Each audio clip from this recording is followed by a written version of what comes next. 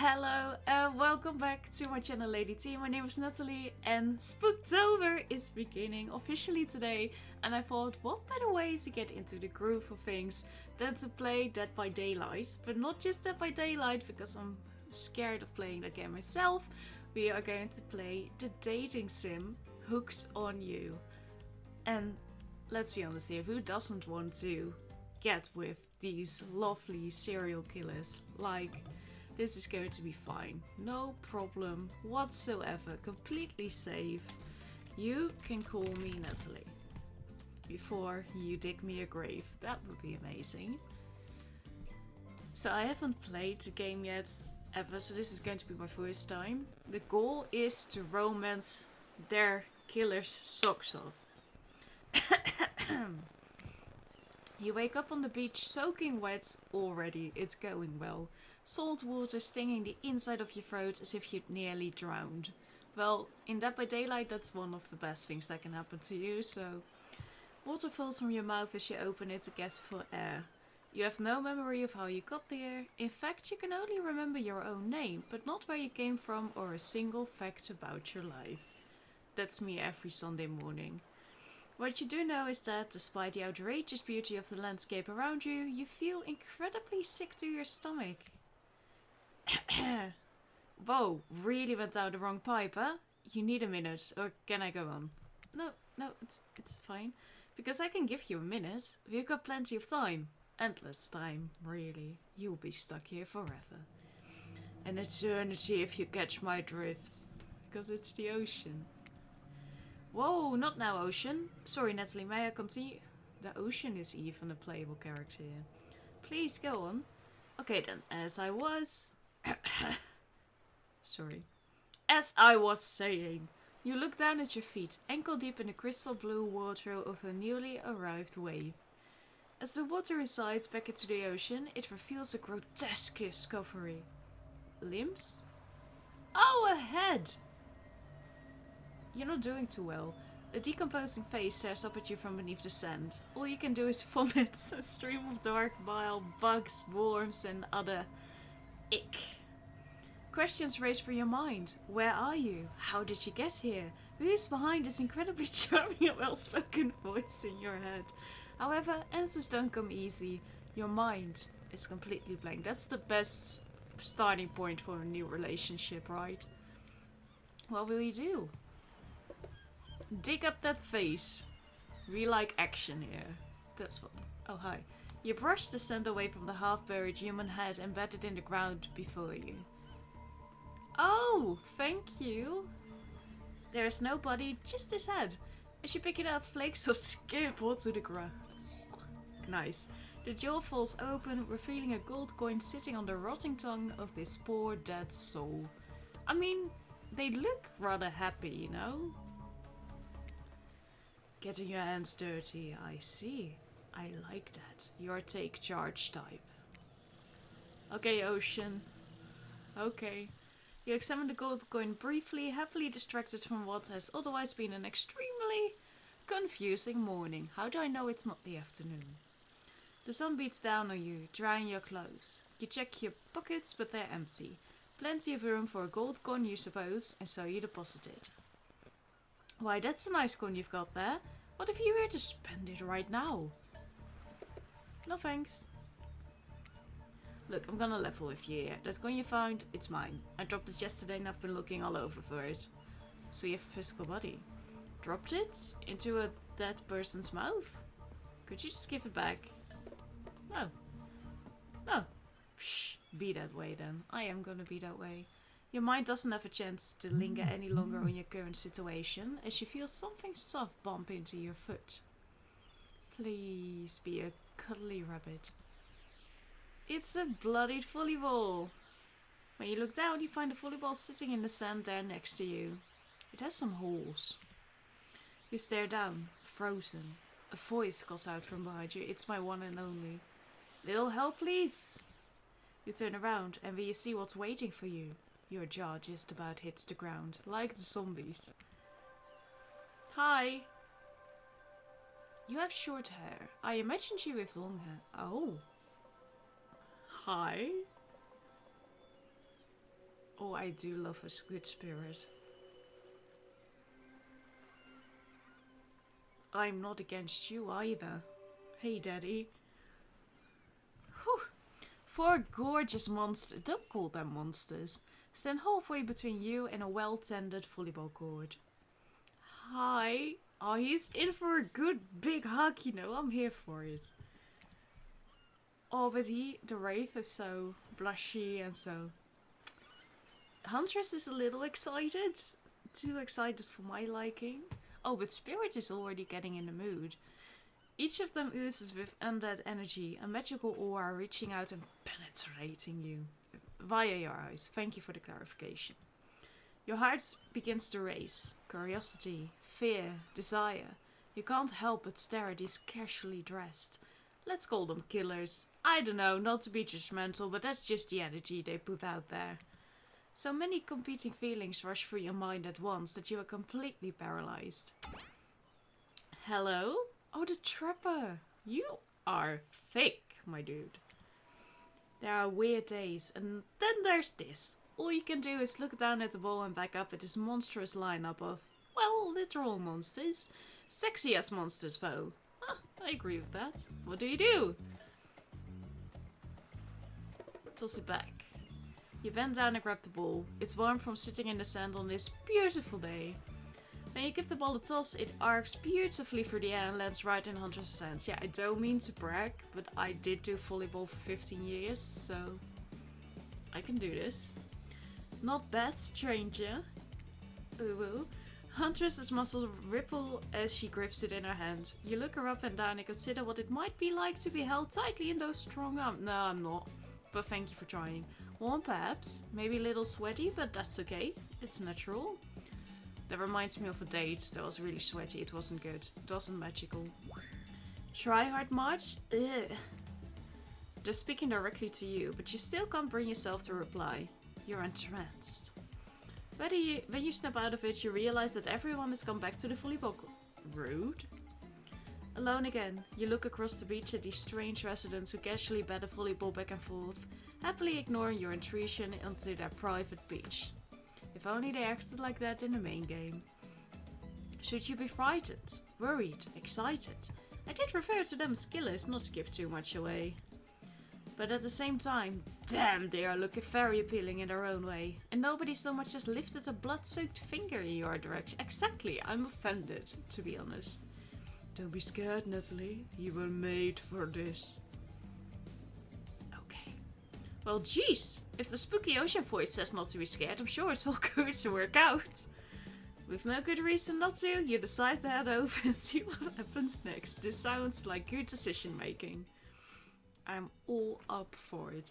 It seems like you've derailed the volleyball game just by showing up. You derailed the game just by showing up, nitwit. And you were my favorite. And I guess you're also a nitwit. Look, it's best to just go with what Trapper says when he says it. That's the policy I hold for pretty much anyone who always seems to have fresh blood on their hands. Fair. Fair. Hey, don't worry about it. It's all just a game. Existence, that is. Besides, you seem a lot more interesting than a silly game. Oh, you're coming on strong. What's your deal? What brings you here? You mean they're here to do more than distract from my total domination? I hate to break it to you, but you're not that good. That was Wraith. That sign means he was done with the game too. Okay. Either that or he saw a butterfly or something. No. Look, I don't care why this Jack Slot moron is here. I am starting to lose interest here. I just want to know, can I kill them or not? I go with no. You know you can't. At least not yet. I'm so happy that I'm here. Oh yeah, not yet. Hey Nathalie, you might want to, you know, say something. I don't think it's going to help me anyway. Actually, never mind. There will be plenty of time for that soon enough. Right now, this group has some questions for you. But be warned, answer quickly and answer well. This is a timed quiz and it will be very importantly... Oh, fuck off. Very important. Or not important in any way whatsoever. Probably that one. I can't remember. How attractive would you say you are? I'm average. I'm pretty average, I think. Just another face in the ground. Another normal, meaningless life in an endless cycle. I think you're quite cute myself, like a chipmunk or a grizzly bear. Great. If you could have any superpower, what would it be? Invisibility. Invisibility? Same, although sometimes I think I already am. What was your best subject at school? History. History? Nice, it's important to know what came before so that we are not doomed to repeat humanity's mistakes. I mean, we will anyways, but still, at least we learned. We knew. What's your favorite animal? Oh, dog. You'd look absolutely adorable in a little poppy mask. Oh, she is hardcore. What's your favorite color? Blood red. Some call it the color of love, but love is just another word for pain. What's your dream job? Not working at all. If you get to do what we really want, why work at all? It takes a lot of courage to break free from society's expectations to climb the ladder. Only she could spin laziness into some kind of grand crusade. These damn millennials. Okay, I am a millennial. Sorry. Best flavor of ice cream? Vanilla. Vanilla! Vanilla? My favorite flavor is pain. Oh, I don't think that's a flavor. Same. Same here. I think we're winning over Rave. Mine is vanilla, swirled with pain. I'm here for you. I think mint chip is the greatest flavor I ever conceived myself. But enough about ice cream. Am I right? Hold on a second. This reminds me. I'm right. Always. It's a lesson you should learn before we go too much farther. Do what I say if you want to survive. Pick mint chip. We're teaching lessons now, narrator. You're a rascal. Kill or be killed is the rule on this island, even for faceless voices. Tell me, what's the best flavor of ice cream? Vanilla. You got a reading comprehension problem? I just told you mint chip was where it's at. You almost bought yourself a game over there, buddy. That's right, I can end your life whenever I want to. I'm in control, so don't you forget it. If I say you like mint chip, you like mint chip. Let's try it again. Vanilla. A rebel A, not in my dating sim. You have to understand, it feels very good to end someone else's game. You should try it sometime.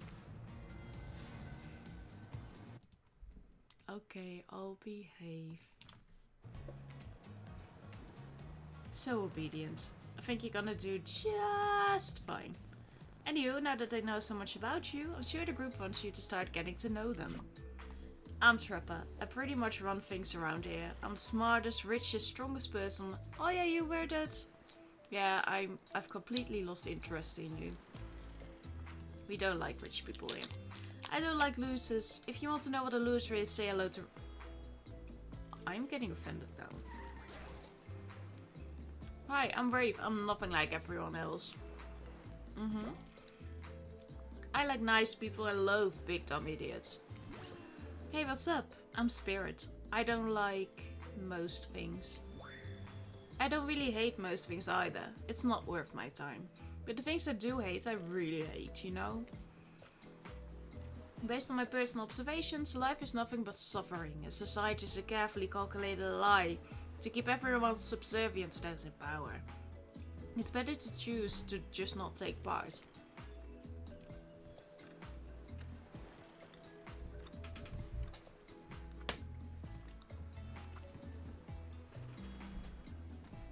Jeez, it's like she was downward murdered by society. She hates it so much. I mean, she's right. Oh no, wait. I'm remembering Spirit's story now, and that's almost exactly what happened. Yeah. Hey, I'm Huntress. Don't let these bummers get you down. There's a lot of fun to be had on this island, along with lots of love. Yeah, there is, if you know what I mean. I don't think I do. Grow up. Grow a body. I've explained this 1,000 times. I'm dead, but I'm not a literal ghost. I just create a trail of fog. I'm not made of it. Whatever, fog body. That's not nice. He's not nice. You'll love it. Only sometimes. I can see those two getting on. You really? That's disgusting. That's why she likes it. Don't speak for me, I also hate it. Stop speaking entirely, actually. For the first time ever, I agree with Rafe. Let's move on, otherwise I'll do this all day. Besides, if I know this crew, and I do, they want to show off soon enough. If we're done playing, let's do something else instead. Wow, for once I actually agree with the meathead. I say we go to my yacht. It's the massive boat dock nearby. Such an ass. I'll give everyone a taste of true luxury and power. Rafe rolls his eyes. Don't mind him, he just hates fun and happy. Oh, me too, it'll be a great match. No, I hate the endless, desperate, soul-crushing pursuit of wealth. The way it's flaunted needlessly and the cruelty it's in... I'm for him. We're going after Rafe. What about hanging out by the pool? I find the water calming. Simple, beautiful. Hey, what about a volleyball game? We can exercise and have some fun as a group. Are you all serious? There's plenty good lounge to chill out at right here. I'm tired, and besides I hate being in the sun. Where do you want to go? To the pool. I don't know what the pool is. This is the yacht. This is the volleyball game. I think that this is where we are right now. It'd be great to relax for a second at the lounge. To kick up your feet, look at... Oh, I didn't want to come with you. I mean, what kind of fool, what kind of monster, what kind of mask-wearing psychopath would finally be granted a break from the constant grind of chasing and fighting to get ahead, and then choose to exert themselves in, quite frankly, any way whatsoever? Why am I the only one who gets it? It's time to stop living by their rules. I won't do it any longer. Yeah, we should probably give her a second to calm down. Hold on. Claudette! For just one and Dwight! This is Dwight and Claudette, or activities coordinator. Her blouse fits really well. They're also the cooks, waiters, bartenders, janitors, and every other job. They're the only help remaining on the island. This place we call Murderous Island. Cue dramatic musical flourish. They look happy to be here. None of the others survived. Survived the interview process, I mean.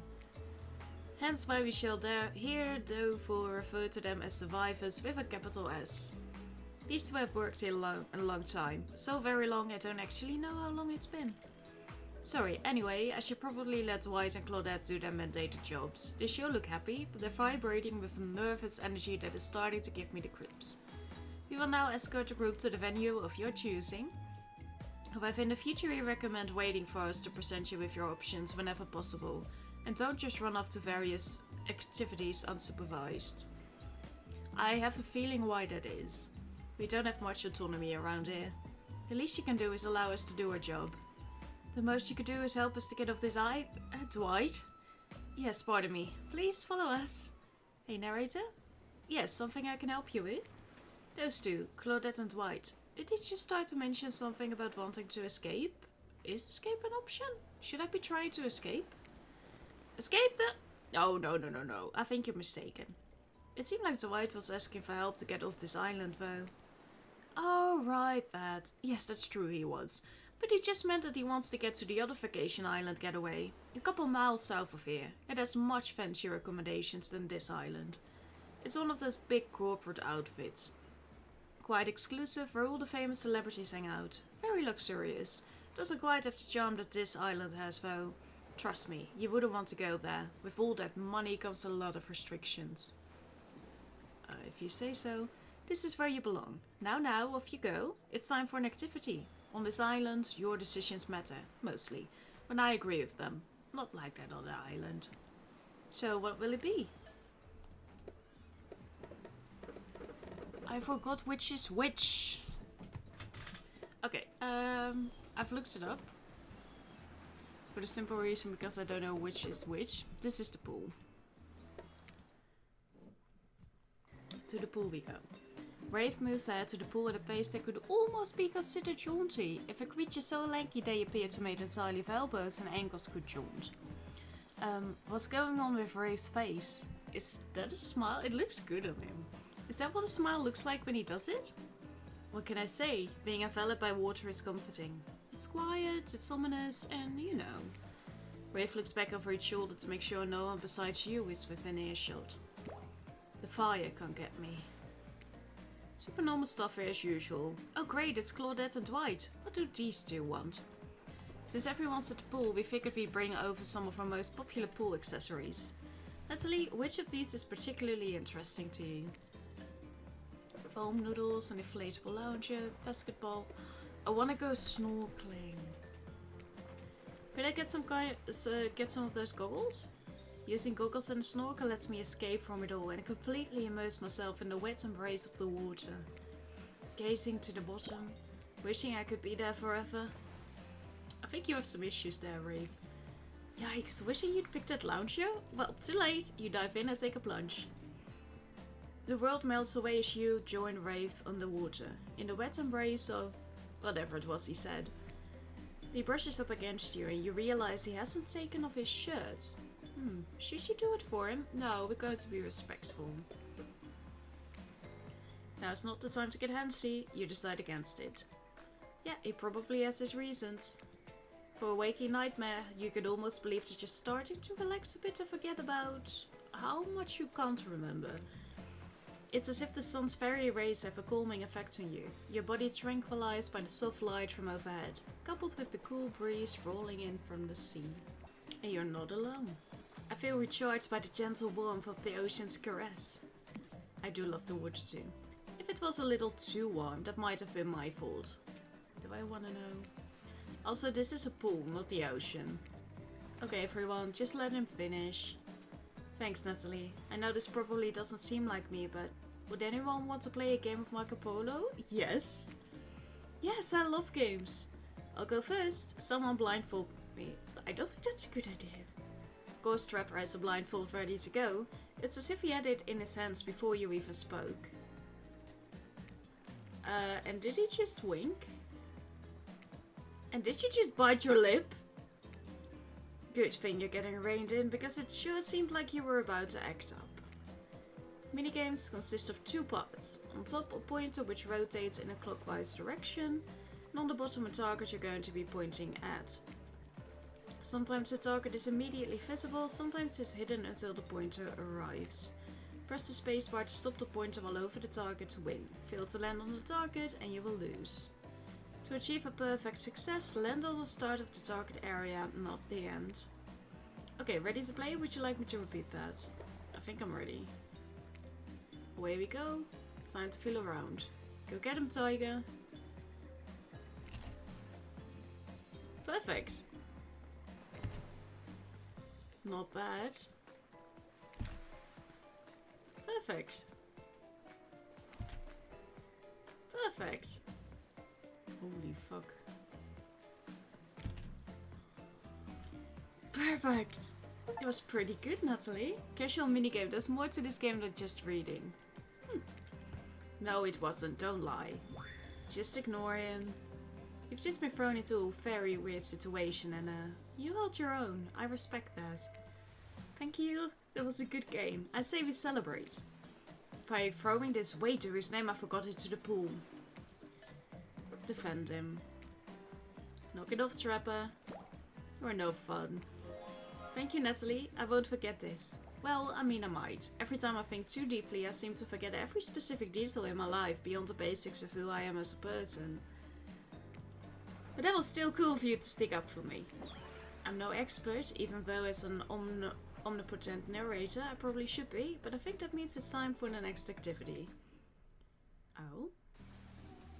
Seems like the next activity is mealtime? How quaint, I don't think I want to be here. You were expecting what? Capture the flag? Do you know how complicated it is to run a game like that? Much more so than sitting and talking. You arrive at the cookout area to find an assortment of picnic tables scattered around.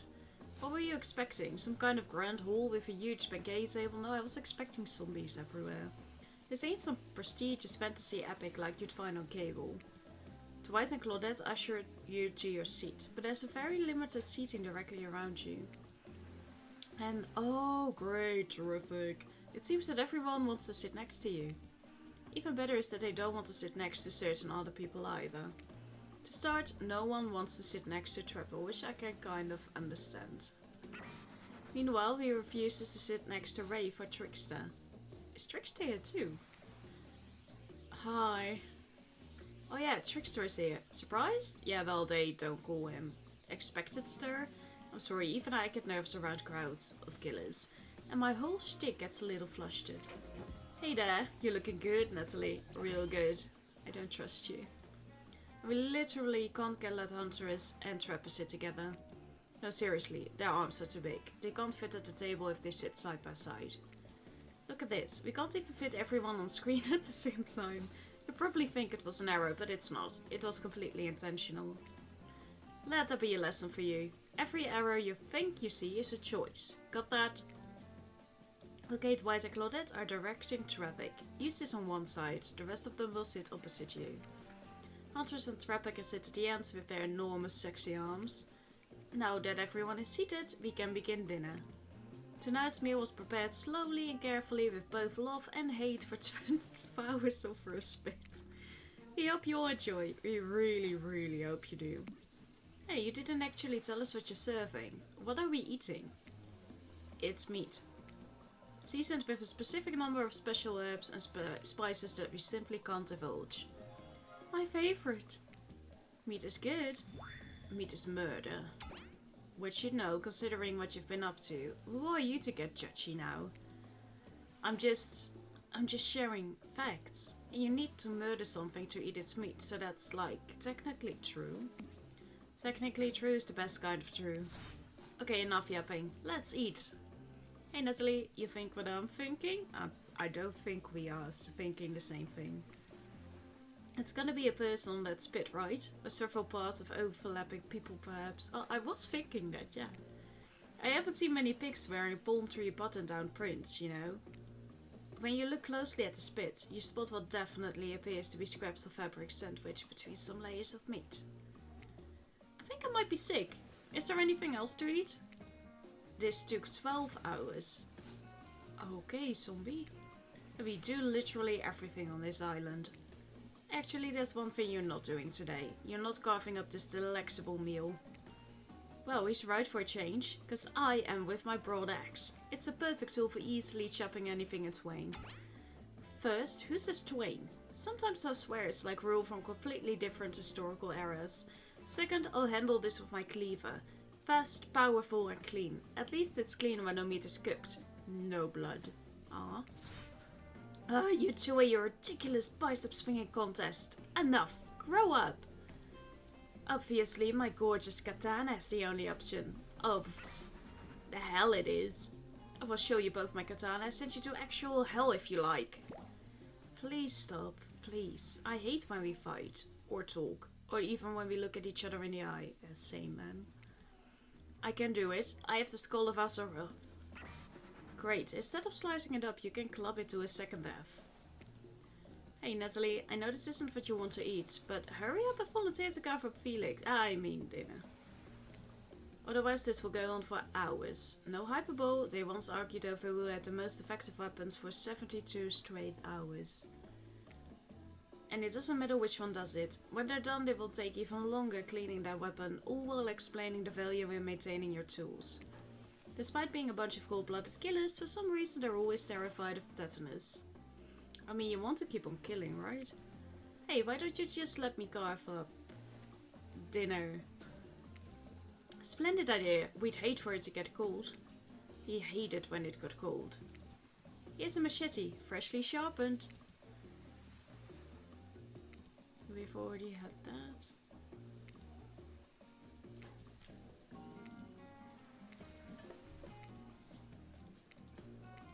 Okay, away we go, slice.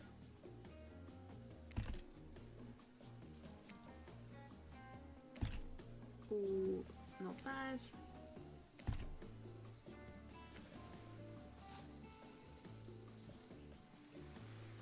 Oh fuck, I'm getting... Yes!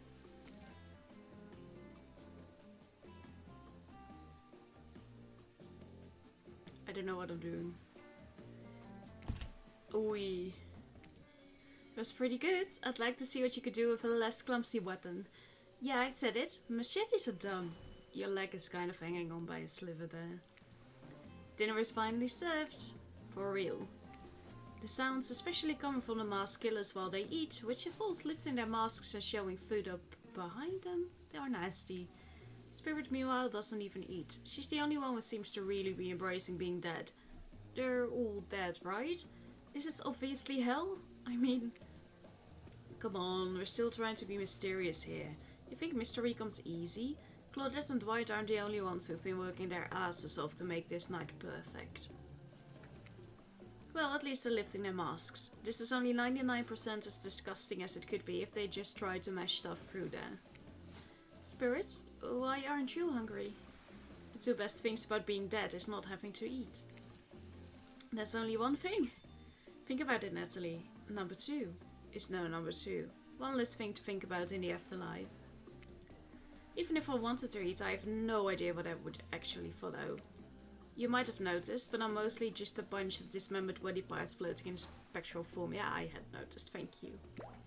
Do you see how deep this cut on my abdomen is? I don't think my digestive tract connects anymore. Lovely. Between the food and the behavior of the group, this might be the worst meal in history. But even worse is they're staring at you. You're not eating. They don't like that. I think they want an explanation why. What do you want to tell them?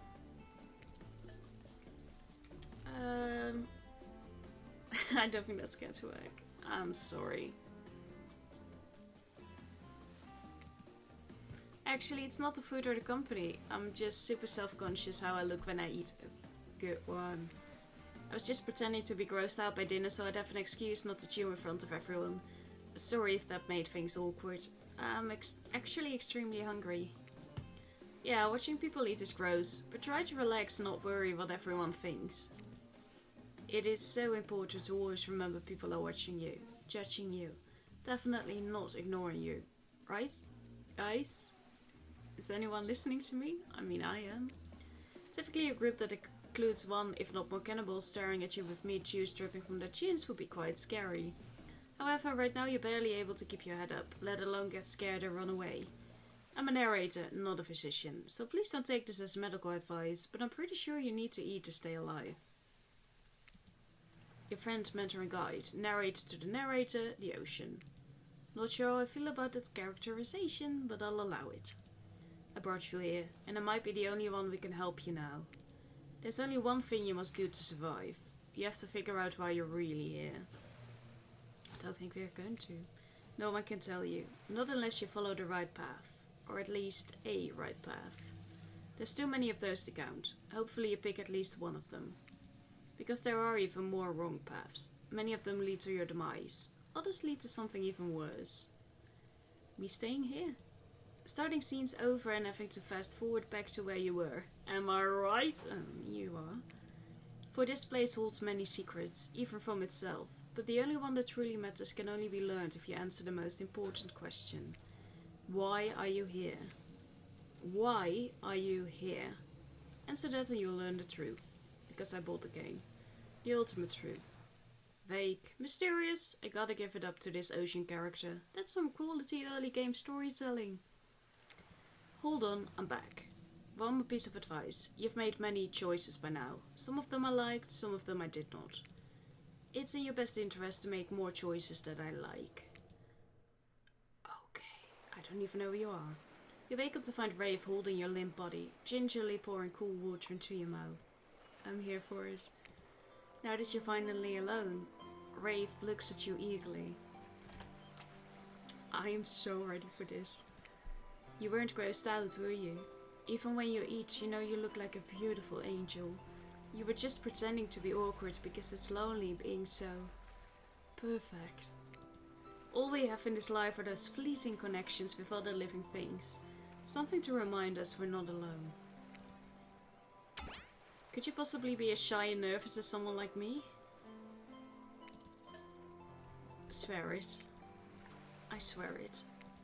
Rafe nods the nod of someone who has just realized that Nathalie is a liar. He's disappointed in you. I'm disappointed in you. And you know deep down you're disappointed in you also. More so than usual. You don't need to call me out like that. Oh boy, looks like he's about to monologue. Now you've done it. How do I say this? It's just... Honesty is important to me. I've been burned too many times. He's a Scorpio. Something about the word burned makes Rafe look away, far away. Eyes brimming with tears and yet, at the same time, dead. I understand. Rafe looks back at you with those sad eyes, wanting so badly to believe you. He looks down at the ground. I have something very important to tell you. It's about something very special to me. It's not something I tell everyone, but you know how important honesty is to me. I can't expect it from you if I'm not honest in return. A very, very adult Scorpio. Oh great, I bet he's got cramps. It's about my special bell. You have a special bell now. What? Oh hi. Looks kind of like an acorn on top. It belongs to my father. He gave it to me before he and my mother. Well, they had to go away. If I was ever in danger, I was supposed to ring this bell. It didn't really work, but it's all I have of my family with me. Wow, Ray, thank you for telling me. Here, hold it. Hold my special bell. Whoa, Rafe just gave you his bell? Sound the alarms. What are you gonna do with this thing? What am I going to do?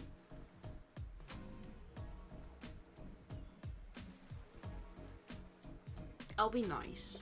Pull the bell delicately. You caress the bell, running your fingers over its rusty... Is that right blood? Why are you touching this thing? Thank you for sharing this important part of yourself. You hand the bell back. Rafe is looking out wistfully at the ocean. The ocean is beautiful. It's not real. None of this is. Rafe looks at you, more intensely than ever. I don't know if you're ready to hear the truth. I don't think I am. Just as things are really heating up, you hear a flurry of footsteps behind you and you quickly spin around, ready to fend off whatever new danger has popped up on this strange island. Only to find that it's Dwight and Claudette sprinting across the beach, clipboards in hand which they are following in the air above their heads. It's very important that we stick to the itinerary and attend each event as scheduled. Playing sick for cute flirt points was not a part of this evening's activities. But I liked it. That's strictly slotted in for after campfire story time. At this rate we'll be late. Playing sick? No, no time for excuses. Well, there is, but that's scheduled for after what comes after the flirting. They're going to sacrifice me, aren't they? Go, go, go! They're going to sacrifice me. Once everyone is gathered at the fire pit, Dwight and Claudette quickly make an announcement. We're not going to blame anyone in particular, but someone, and we're not going to say who, so don't worry, you, hasn't been sticking to the schedule. It means that we're behind on time for evening activities. And we'll only have time for one person to share their special spooky nighttime story. Just one story, but storytime is my favorite activity. This is a narrative-heavy experience. You're telling us that only one person gets to share? How will we decide who? I'll choose. Oh great, we have to decide as a group? That never goes well. Whoever did this, step up now. I swear I won't be angry. I'll merely chop your head clean off. No fuss, no muss. Voice trembling, you realize this is probably it for you, but you embrace your fate. Sorry everyone, I think they're talking about me. To be honest, I still don't understand how this whole schedule thing works, and I guess I lost track of time while I was passed out. Been there before, even though it's taken some pressure off of me, which is an absolute dream come true. Is it really fair to pick on a newbie? Seriously, has anything here ever happened on schedule even once? Damn it, Donald, if you try to flex that authority gimmick one more time, so help me, I'll snap your head off so quick and then I'll drown you in his blood, Cynthia. Fuss and muss are back on. You two know I love to hack, slash and slice. We all know you love to kill. It's almost all you talk about. Nobody named any names. Who even knows any names? Not us. I renounce my name. Who's Donald? Who's Dwight? Who even knows anymore? Call me nobody. But we still gotta get started on story time, so... Dwight looks absolutely disgusted at me. Nathalie, who do you think should go? Oh, damn it, that's a name. Please pick somebody quickly so that this tropical vacation doesn't turn into a bloodbath. We know who we are going for. I choose Wraith. Whoa, whoa, this entire experience is being carefully crafted to avoid an IP infringement lawsuit. Let's be careful with the catchphrases, will ya? I'm not really one for scary stories. Life is scary enough as it is. You literally carry around a skull and a spine as your little prop. I mean, what the hell? As the other killers laugh, Wraith holds up his skull and gazes into its hollow, dark eye sockets. If you're looking for something Shakespearean in this story, look elsewhere. This is a tale of madness, of staring at the soul of death and never returning. Once upon a time, a young man worked at a junkyard. The man was quiet, kept to himself, just wanted to avoid trouble. While the boss dealt with clients, the young man operated a crusher, turning old cars into cubes of twisted metal. One day, right before crushing a car, he noticed something. Blood. Drip, drip, dripping. From the trunk. He opened it and found a frightened stranger, bound and gagged. The young man reeled. Was he about to accidentally murder the stranger? How could this have happened? He freed the stranger, who ran off, into the waiting arms of the boss, the owner of the junkyard. Before a shaken employee could tell him about the mistake they had nearly made, the boss took out a knife and swiftly slit the stranger's throat. The young man fell to his knees, unable to comprehend what was happening. As he stared at the ground, too shocked to cry, the boss approached him. "What did you do?" he asked the boss. "I did your job for you." "What do you mean? That's not my job. My job is to crush the cars." The boss let out a miserable scoff, his face contorting in evil disdain for the pathetic wretch in front of him. "Why do you think we're crushing these cars? To save space? Who do you think my clients are?" I don't know," mumbled the young man. "I just get paid to be here." "Yes you do," screamed the boss. "Deep down you've always known what was happening here. You just didn't want to admit it to yourself. Your hands aren't clean. My clients give me money and I take care of their problems. Eliminate their witnesses. Tie up their loose ends. Or actually, you do."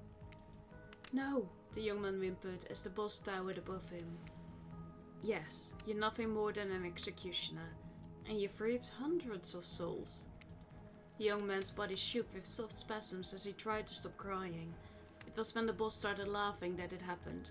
Something in the young man changed. He stood up, now taller than the boss. A faint glimmer of fear overtook the snarl on the older man's face. The young man's face was empty. Empty as he grabbed the boss's throat and dragged him to the car and the crusher. Empty as he picked up the boss and stuffed him inside. Empty as he slammed the trunk down on him, its stupid fat head sticking out, begging for mercy. Empty as he started the machine, staring at the boss and its sniveling, crying, wet face. It's now an it, isn't it? Empty as he grabbed the boss's head, dug his fingers in, farther, piercing the skin. Empty as he squeezed and pulled, empty as he heard bones popping and snapping. But when the boss's head, still attached to his spine, pulled cleanly out of its disgusting sack of a body, he smiled. Brave stares back into the eye sockets of his skull. It doesn't matter how good you are, how innocent, how kind, how full of love you once were. When you look into the eyes of the evil, you will surely go mad.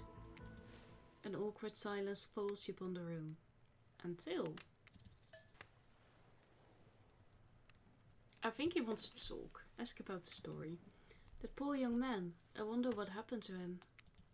Oh, yeah, we may never know. I think he's sitting right opposite us. I forgot his backstory. Well, wherever he is, I hope he's okay. I can't tell, but I think Rafe just smiled. Sorry, it's just weird to see him do it. On that note, everyone decides it's time to take a break and split up for a little bit so that they can all have a moment alone before bed. Everyone leaves and you're alone by the fire. The only thing you hear is the ocean slowly lapping against the shore. This is nice. A true moment of peace and tranquility that lasts for all of 7 seconds because Trickster shows up and he's blaring his latest song. Hey baby, you look lonely. Mind if I join you? I actually do. He doesn't wait for an answer. I know you've been hearing from these guppies all day, but I want you to hear something from a big fish like me. Something special those in charge of this island don't want you to hear. I am the ultimate catch on this island, the only lobster in an ocean of sardines. No one can give you what I can. A fast death? You just have to find me. Come find me, baby. Trickster leaves. I'm a bit turned on. You're a bit confused about what to make of this cryptic clue. It wasn't cryptic. But you aren't going to get any time to yourself to think about them just yet.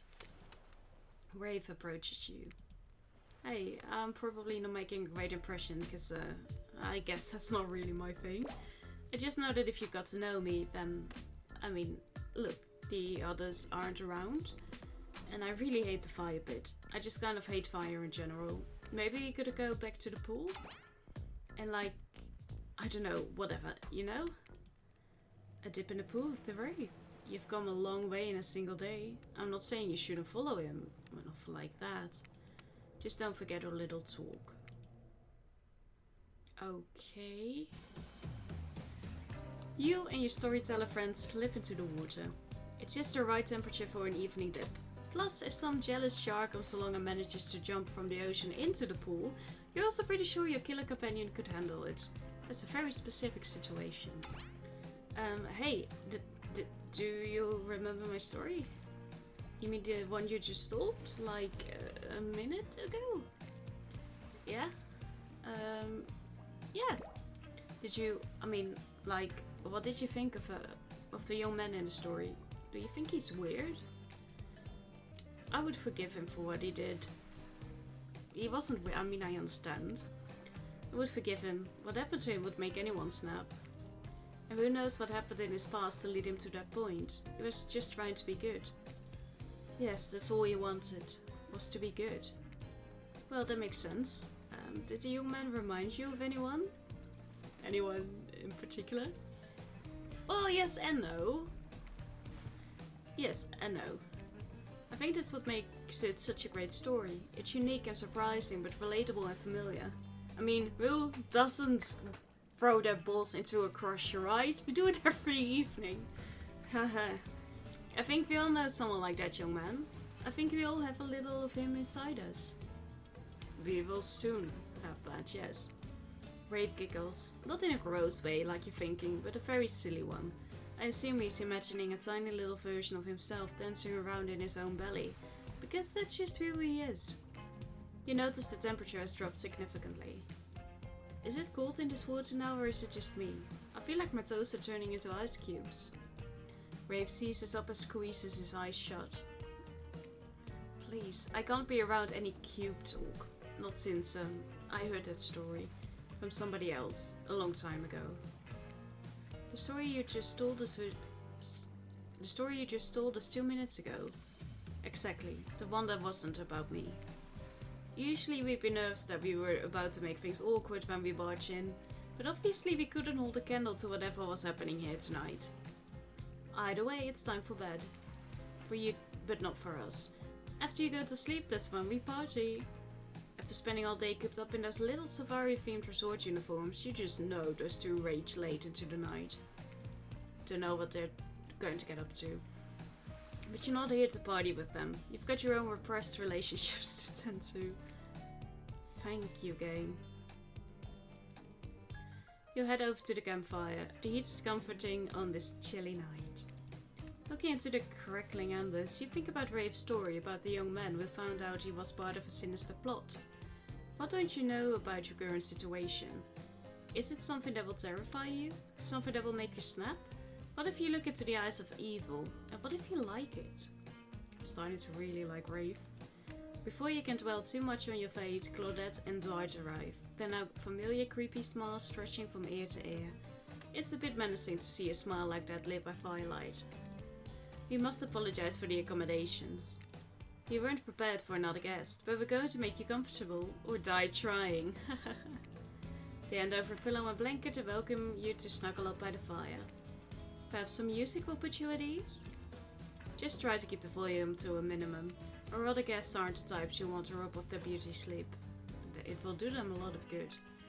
Minigame... Oh.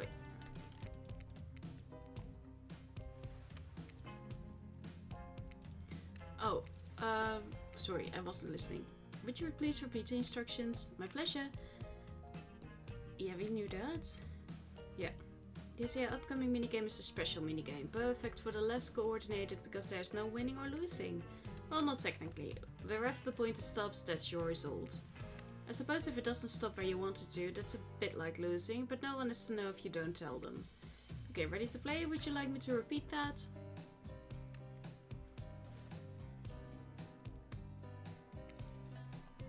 I think I'm ready. Ready? Away we go. As you relax and look into the fire, the radio begins to fuzz and flicker.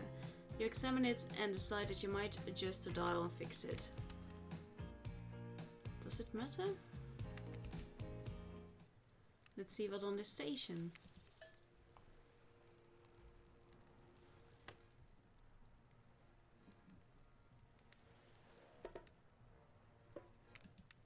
When there are many things you listen to, you still can't sleep. You decide to ask one of the killers to spend a little more time with you until you sleep here.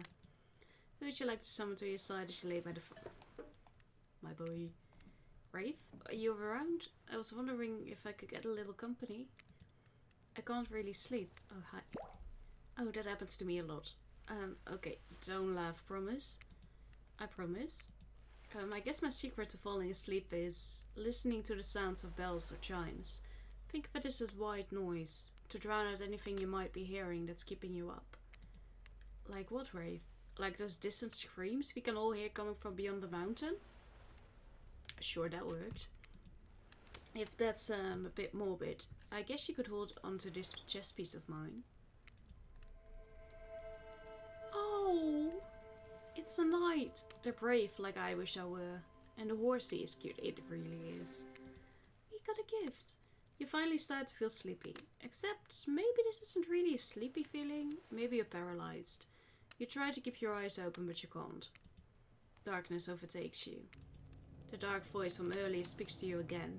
It shouldn't still be as spooky, but by now you've had a whole day of strange voices in your head. But this one is still undeniably odd. Look, I'm not saying that my feelings are hurt because you chose to swim in some pathetic little teacup when you could have swum in the fastest of an entire... me, I guess. I'm just saying that you've made a foolish decision and I won't forget it. My feelings aren't hurt, I just lost some respect for you, that's all. I can live with that. You awake suddenly to see someone looming over you. Trapper is sitting beside you, sketching a portrait. Oh, you're awake. I saw you with the Wraith right before bedtime. You should know they're not what they seem. Not like me, who is obviously completely honest and trustworthy. I was out checking to make sure you weren't sleeping near one of my... Actually, never mind. Just be careful where you sit. Okay. But since I'm here, I'd like to share two things with you. One, I do not take rejection well.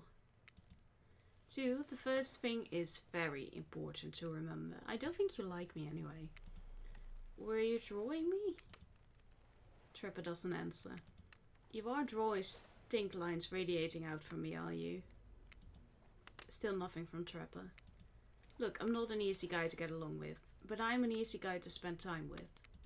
That will make sense if you choose to spend time with me tomorrow. The rest of this scum live like rats. They wouldn't know a good time if I bit them on the ass. I mean that literally. Point is, if you select me, you're in for a day of luxury, extravagance and fun. Yes, I said fun. And if I don't pick you? Remember what I said earlier? Or it might be the last thing you ever forget. But hey, you look tired. Get some rest. Sleep. Maybe even sleep well if you can. Just try not to roll over to the... about 15 feet to your left. Finally alone, for real this time, maybe, you drift off to sleep again. Hopefully you're not poisoned. I wouldn't count on it. That it's not the case. Wait a second. Where are we? This isn't... Oh jeez, it is. It's one of those reality show confessional rooms where all of the contestants talk directly to camera. I think today really went well. These were some of my first interactions with someone who isn't a parent and didn't end in bloodshed or untimely perishing in my Russian cottage. So I'm counting today as a win no matter what happens. Look at the bright side. What do I think of the newcomer? Do I have to say... Oh, I do. Okay, attractive, mysterious. I really don't know that many other words since I was raised by my mom in the woods until she was skewered by an elk and I had to wash her entrails off my seraphim. That being said, the older three should make sure to be on their guard. I don't know who this newcomer will want to spend her time with tomorrow, but I for one will not let my guard down easily. Who knows about the others? Brave, I think, knows more than he's letting on about this place, but he's a hard nut to crack. Meanwhile, Spirit is just screaming all the time. Major buzzkill. And Trapper, oof, where do I even begin with Trapper? He's buff, sure, but daddy issues much. Jeez. Look, I don't need anyone. I've been perfectly fine on my own since my mother died. I eat a fine diet of raw deer, beer, and human, and I'm fit as a fiddle. You are fit. That being said, something about this newcomer makes me think that I might be missing out on some huge part of this thing called life. Look, I'm always full of rage. The key is knowing how to control your rage so you can use it. I'm a master of self-control, and right now I'm using all the self-control I can muster, because today was a disaster. Let's just say I didn't love it. Haha, that was funny. Laugh. I said laugh, damn it. Anyway, I'm planning to kill this idiot. Don't tell them though. I want to lead them on a little more. It will make it that much better for me when they're screaming. Yeah, today was fun. I don't want to get ahead of myself or really invest in something that might hurt me, so I don't know. You're really getting the hang of it now, or so you think.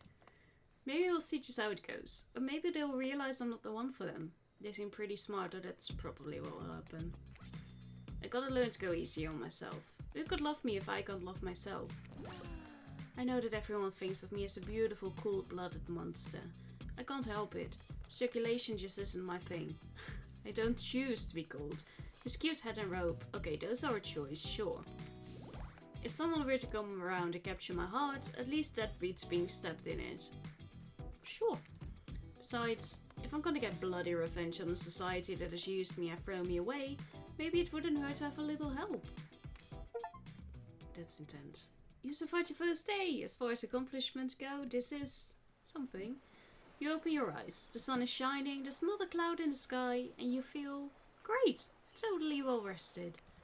You're not even suspicious of the fact that you fell asleep by the campfire, but woke up several yards down the beach. It's fine. Wait, are you on vacation? Was yesterday nothing more than a strange dream?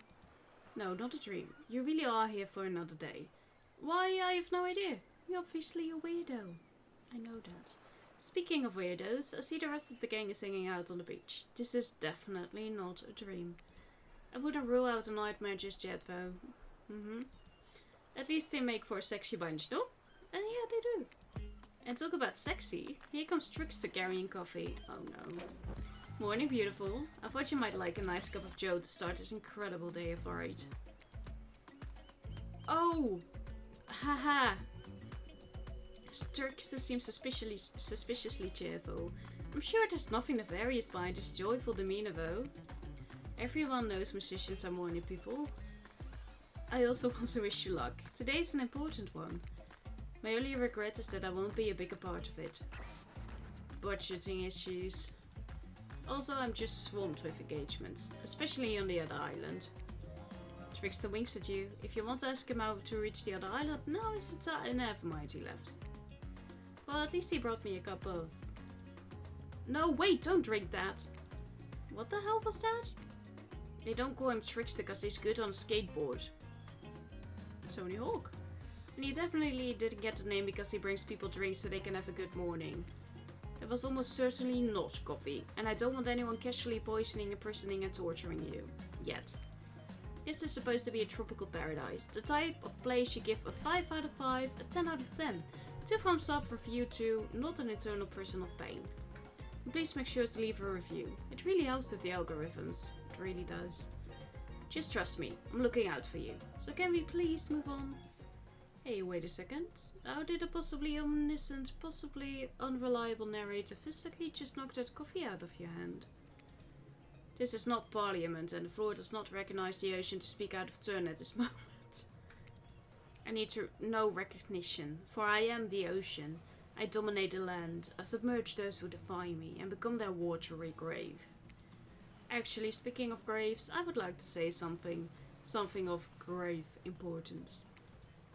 Fine, go ahead. Even if this place is an eternal prison of pain, and I'm not saying it is, even a place of extreme horror can still receive a 5 out of 5, 10 out of 10, thumbs up review, if it was crafted with love and or that's the type of thing you're into. You know, the ocean is right. A lot of hard work goes into a place like this. You should really judge it on the artist's intent, and whenever possible, start from the mindset of giving them the benefit of the doubt. Constructing these elaborate vacations, is not easy to do. Sometimes there are some small bugs or inconsistencies, but that's just the nature of the process. Perfection is overrated. The universe is filled with mysteries. We want to celebrate those who venture to bear their souls as part of a creative process with the ultimate intent of making things for our enjoyment, not be overly critical of them. Are you two trying to sell me on this place actually being good? You don't have to say it like that, especially after I saved you from the poorly made cup of coffee.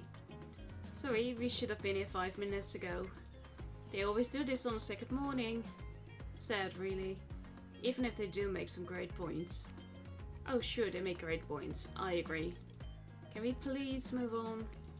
Yes, of course. Apologies, Nathalie. The last few minutes aside, have you been enjoying your time here on the island? Yes, I've been having a lovely time actually. Yes, I'm sure not suspicious there's now no option. What an encouraging response. And we're so glad you're not suspicious.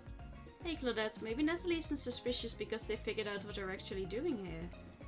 0 chance, they're still clicking, even right now to see how you respond. Hey, look at that! Yeah, they don't know anything. It doesn't matter though, Nathalie, we're so happy to hear you're having fun. I didn't say I was having fun. We're all having fun, Nathalie. Okay. Do you hear us? We're all having fun. We do need to ask you one more question though. We all had to sign away our rights to say anything negative about this place. Would you please sign this non-disparagement agreement? Sure. Yes, I would hereby agree to participate in a verbal contract stating that I, Nathalie, will never say anything negative about my stay here on this island. Perfect. Delightful. Excellent. Yes. Hey Nathalie, it's still totally cool if you have constructive feedback. The place to leave that is in a positive review, because we all know that nobody reads negative reviews of games. Results like this. Anyway, I see Dwight and Claudette have gone into a trance, and with the grumbling I hear from your belly, that can mean only one thing. Breakfast. Is the ocean my stomach? Perfect timing. Everyone rolls into the dining area to lard up those sexy little bellies with pancakes and bacon and... So much for maintaining these beach buds. We're all half naked in a tropical paradise. Can we get some strawberries here? A yogurt? Magic powers will only get you so far. Even killers watch their sodium intake. You take your plate to sit down, thinking about yesterday and the whirlwind of feelings you have experienced. Danger, dread, disorientation. It was like going through puberty again, except all in one day on a beautiful and mysterious island. Can't ask for more than that. It looks like you're not the only one doing some introspection though. Trappist stands up to talk about how his day went, in case anyone was wondering. Personally, I wasn't, me neither. I can't imagine you could make me any angrier today than you did yesterday. But I really hope you do. I really, really hope you do. Unrelated, anyone see where I left my cleaver? Ha, just kidding. I always know where my cleaver is. Well, that was bizarre. Back to your breakfast. No. Now Huntress steps up to talk about her feelings. At this point, anything could happen. I'm open to all the possibilities that this strange island has in store. How open-minded. Oh well, that surely must be it. No one else would really stand up during breakfast to... just like that, here comes Spirit. Did everyone sleep well? I did, or should I say I did not. I haven't slept in 20 years on account of the whole burning quest for familial revenge thing. And last thing was no different, so in that case it was exactly how it should be. Got a lot of reading done though. What were you reading? Now if you don't mind, I'm going to go back to quietly resenting being trapped here with you all, while looking cute doing so. Fair. Guessing Rafe has had enough time to work up the courage to speak in front of her group. Ah, perfect, there he is. Take us home, Rafe. There may be something about this island, but it's doing wonders for you. I meant like you look well rested. Like you just got some good sleep and, oh good lord, never mind. And now they're all looking at you expectantly. Wait, are you supposed to stand up and explain how yesterday made you feel? I think I need to process everything by myself. I'll see you all soon. Damn, what a power play. Keep on wanting more. You're getting good at this sexy true to life experience. Shame you didn't get to eat any breakfast, but so be it. I have a feeling that I'm going to be alright anyways. After breakfast you head to the hot tub by yourself to clear your head. Yesterday was, in short, a lot. Before you get there though, something catches your attention. You hear that? Who are you addressing? Me? Well, yeah, I guess. That is okay, right? You know, I might be pursuing a relationship with one of these 4 fine killers, but it feels like the person I'm getting to know the most is you, narrator. It's only okay in so much as it serves to illustrate that you've lost your mind, seeing how I'm not real and all. Yeah, I heard it this time. I think it's coming from behind the pool shed. No, stick it in there. A little more. Oh yeah, that's it, yes. How does that feel? Intense? Nice. Yeah, that feels right. This isn't comfortable. Now I want you to take that and put it right. Yeah, you know what I'm talking about. Just like that? Exactly like that. I swear I had no idea these two even do whatever it is they are doing. I think they all know. I'm afraid to look. Please say something so they know you're close by and can hear everything. Oh wow! Look at this super cool bottle of Trickster brand something lotion someone left on a chair. Anyone know where I can buy some? Damn it. White is panting and Claudette has a crazed look in her eyes. Sorry, I didn't know how else to let you know I was here and that I could hear you. Well, you know. Know what? What do you think we were doing? You were doing... I don't know exactly what you were doing, but it sounded like... fun? You think 2 people trying to find new ways to kill each other in a desperate search to make their own death permanent is fun? No? Oops. We get 5 minutes to ourselves every day and we spend it hoping if we stab each other in just the right spot we won't get resurrected. I've come to believe that the key is finding the exact place we need to bleed out from, and I believe the place is in our appendix. Why else would it be there? Makes sense to me. Did you actually think we were... Me and him? Dwight? You don't have to laugh that hard, they get it. My life is a nightmare, yet somehow it's never been worse than right now.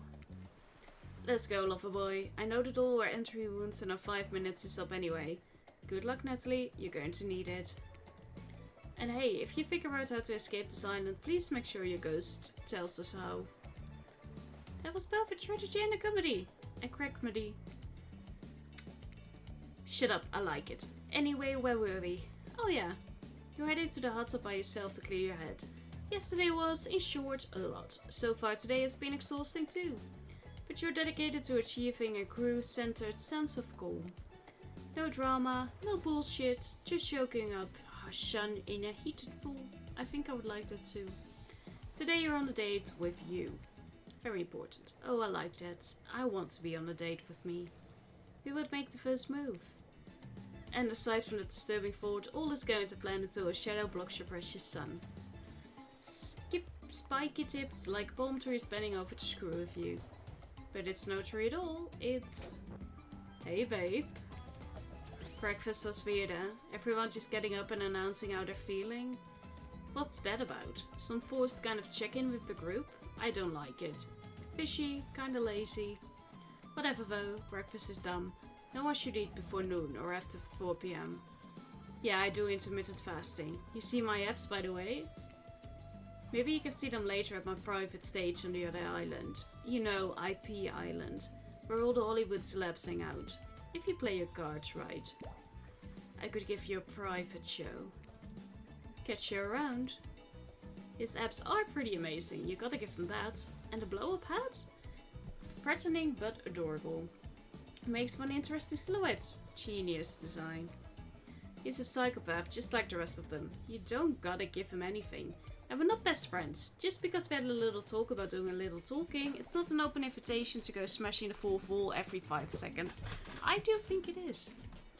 Okay, now that the guy's gone and we've got some ground rules established that we're definitely going to abide by, it's time to lay back, take some sleep, slow breaths, and... Nope, another shadow. These people will not leave you alone. Let's see who it is this time. Oh, it's Wraith. That checks out. You two have gotten pretty cozy. Hi, sorry if this is too forward, but do you want to get out of here? I know a place that's... It's kind of... I mean, it's got... Well, it's hard to explain. Actually, it's kind of weird. You know what? If you want to go somewhere else with someone else, I totally understand. But if you want to see something weird and interesting, let me know, I guess. You've been around Rave long enough to realize that this rambling speech was actually him being incredibly brave and asking you out. But before you can decide if you want to go with Rave, the Huntress interjects. Hey, just wanted to give you a chance to head out with me to a cute beach house instead of wherever this guy is going to take you. He'll probably read you some poetry. Oh, I forced you to learn about Pretor's chest defense. I like that. I mean, if you want to learn about some other Russian moves, I've got you covered. Does she mean? I'm talking about Barinya, the traditional Russian folk dance. You all have your minds in the gutter. And if I'm honest, I love it. I knew you would. Tough choice. You weigh your options quickly because you can only go on one date today and you also don't want to be hacked to pieces for saying the wrong thing. It's always good to remember that these are all cold-blooded killers, but you know what they say, when life gives you lemons, you make lemonade. And then die a horrible, retching, writhing death after drinking it because the lemons were poisoned all along. Sorry, the silence has really got me tilted. So who will it be? Wraith who? I gotta go with Wraith. Wraith? Yes? I picked you? Sorry, I stopped paying attention, then I thought I was hallucinating, and now, really? Yes, really. Cool. Yeah, it is, isn't it? Here's my island hangout. This is what I call the cosmic dump. I know, it's one of those first drafts, gonna change it later names that just kinda sticks. Fair. Dump is being kind. It's a massive collection of seemingly ancient ruins that simultaneously appear to have been recently abandoned. And a little beat up. There are stone obelisks, strange carvings, ritual tables. Is that a car? Oh, it is actually.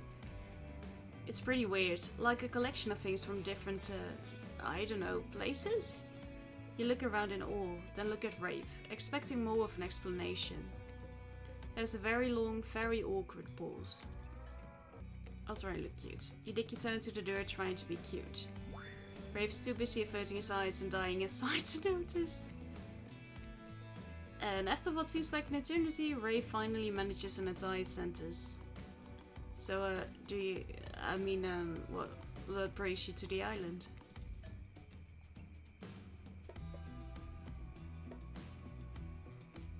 Let's be cheeky. It's not cheeky as you practically purr. You? Wraith covers his face and excused himself. You can overhear him doing breathing exercises and giving himself a pep talk in the woods nearby. He comes back, blushing. Sorry, I had some check on pee. I had to go pee. Wraith looks at you with his always sad puppy dog eyes, searching for something to say, anything to talk about. He clears his throat. You remember my bell? I showed it to you yesterday. Of course. Wraith pulls it out. The bell. I'm sorry, game. Well, I just think it's really nice you picked me to hang out with, and Wraith gives it to you again. I'm his favorite. The bell. He gives you the bell. Get your mind out of the gutter. Jeez, no, I wasn't even. I want you to have it. Please take care of it. I will. You know how much it means to me. I promise I'll take such good care of it. This is the sweetest gift. Wraith smiles, but even when smiling, his eyes seem sad. You smile back, knowing what a gift he's just given you. I mean, it's kind of shitty because you can't really do anything with it, but it means a lot. Not to you though, to someone else. Still, cool gift. You both search for something to say, anything to talk about. During the awkward silence, you look around the dump, spotting some kind of ritual table, stained with blood and littered with various bottles. Nearby is what looks like some dangerous potions. What was this ancient cult up to? Oh, hello. Looking to shake up this date? Is this a date? Yikes. Anyways, looking to shake it up, you approach the potions and pick up the fanciest one. So, what will we do next? I'm not going to do anything with those fucking potions. Well, we're not going to drink it. I'm going to pour them out. You take the potions and pour them out. No one else will ever suffer. The ground smokes when the liquid lands. No more harm will be done here. For now, anyways. Brave looks at you and nods. Maybe he's found a kindred spirit. Brave nervously smiles. He's endearingly awkward. So, I guess, tell me about your family. I do remember my grandmother the best. I remember my grandmother. Not much, but she had this certain smell that always made me feel safe. If it's possible for inky blackness to sparkle, it happens in Rave's eyes. I remember my grandmother too, how she kept me safe, the wrinkles in her hands as she held onto me for dear life, how she soothed me during. Rave's eyes water as he trails off. Grandmothers are the best of us. I'm glad we share that bond. This is going so well. The sexual tension in the air is palpable, or maybe it's just regular tension. Hard to tell with this guy. You look around for anything to distract you. This quest of finding out why we're here. You look at the ritual table again. It's beaten up with a giant hole in it. You look back at Ray. I'm fine. You smile at Ray. Know any rituals we could do on this table? I do. You wink. Nice touch. Brave blushes and stammers and looks away, smiling. Nice. Yes, narrators can narrate juicy emojis. Brave looks intently at the table. What's he thinking about? Probably something deep and philosophical. Intense, sad, something about the inherent nothingness. Want to play cornhole? Or that. The hole in the table makes a great target. Here, the key is these skulls I found laying around. Well, this is definitely a more fun date activity. It's easy, just stand back and, toss them into the hole. Don't worry if you miss, there are lots more skulls around. Where did this come from? Toss that little skull. Oh, just like this.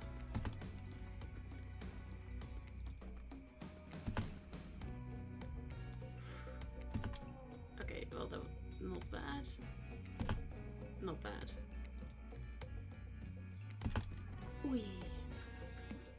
Don't worry, nobody wins everything all the time. Winning any time is actually pretty cool. I've played this hundreds of times and never gotten them all. I'm just glad to have someone else to play with. You feel like you're finally warming up Brave, so you unleash the big guns. You wanna play Truth or Dare? Brave looks mortified, but tries to keep it together. Maybe this is something we can call progress. I guess so, but only if I can ask first. Deal? Truth or Dare? Let's go with truth. How about a truth? If you were a plant, what kind of plant would you be? Great question. Brave smiles. She's such a kiss-ass. I mean, I'm in the dating simulator. I don't like rhododendron. Cactus. A cactus, a true survivor. Prickly on the outside, but warm on the inside. You can be alone and thrive in any climate. Damn, good answer, Nathalie. Okay, there.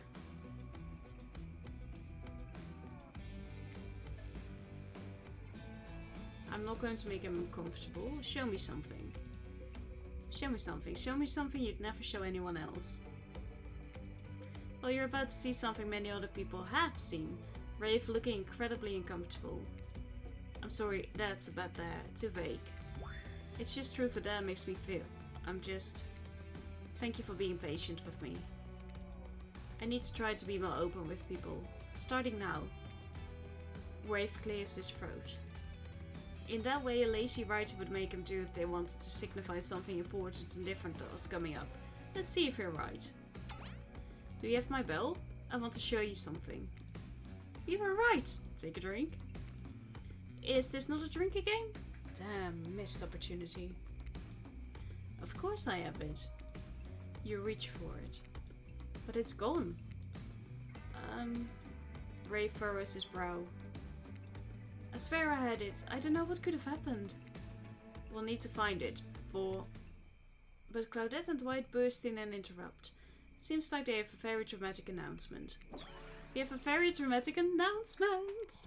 See? Told you so. But it needs to take place at the beach. Okay.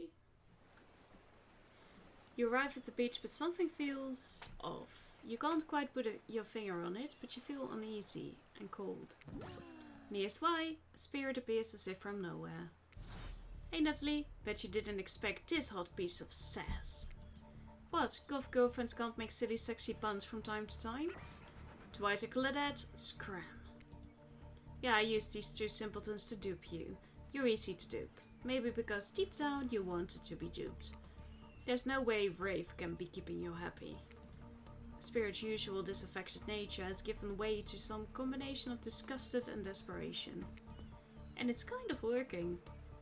Not on me. Wraith's a fake. He's not even a real ghost. He only pretends he doesn't want people to care about him. But really, that's all he wants. And he wants it more than anything. I'm here for him. Can you imagine wanting something? So cringe. I bet he won't even tell you his theory about his island. What a fake. You deserve to be with someone real. A real ghost. Someone who really doesn't give a shit. Someone who doesn't even care if you say yes or no to me. Okay, no. You're a hypocrite. What a hypocrite. If you really don't care, why did you go through all the trouble to win me over? Bitch. You storm off back to Wraith. As you walk away, Spirit mutters something under her breath.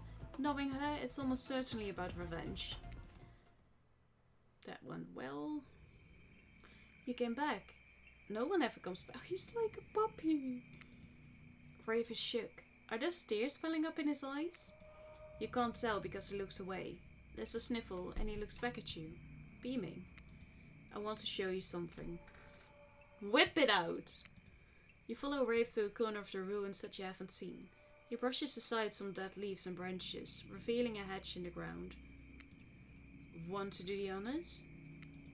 You open the hatch with some effort and lower yourself into a long tunnel, grabbing onto a rusty ladder and beginning your descent. Be careful. He cares about me. You descend into a spooky, dimly lit room. It looks like an ancient ritual chamber with torches, tapestries, engraved skulls, and animal remains. On one end is a set of intricately carved locks and cuff mechanisms on the wall. A torture area? He's just into BDSM. On the other side is a table with potions, books, and maps. I'll look at the map. You unfurl one of the larger rolled up pieces of canvas, revealing a detailed map of the island. It's all here: Trapper's Cave, Spirit's Lighthouse, Huntress's Cabin, all the common areas, even IP Island up in the corner with little hearts drawn around it. I figured out the layout of the entire island. I need to know what it is I'm trying to escape from. Oh, you want to get out too? Look at the book. You pick up one of the larger leather-bound books and Wraith walks over, opening to a specific page. You see incantations, symbols, a drawing of the someone chained to the wall. A different language you can't read except for the words Cult of the Black Veil. Conveniently, those words are in exactly the language you can read. Awesome. What a quinky dink. From everything I found, I think these are the ruins of an ancient cult. They seem to be devoted to some type of sentient evil. I think they used this island, or maybe the person they worshipped did. And I think they used this ritual site to travel to and from the island. I think they sacrificed people on this torture wall in order to open some portal out of here.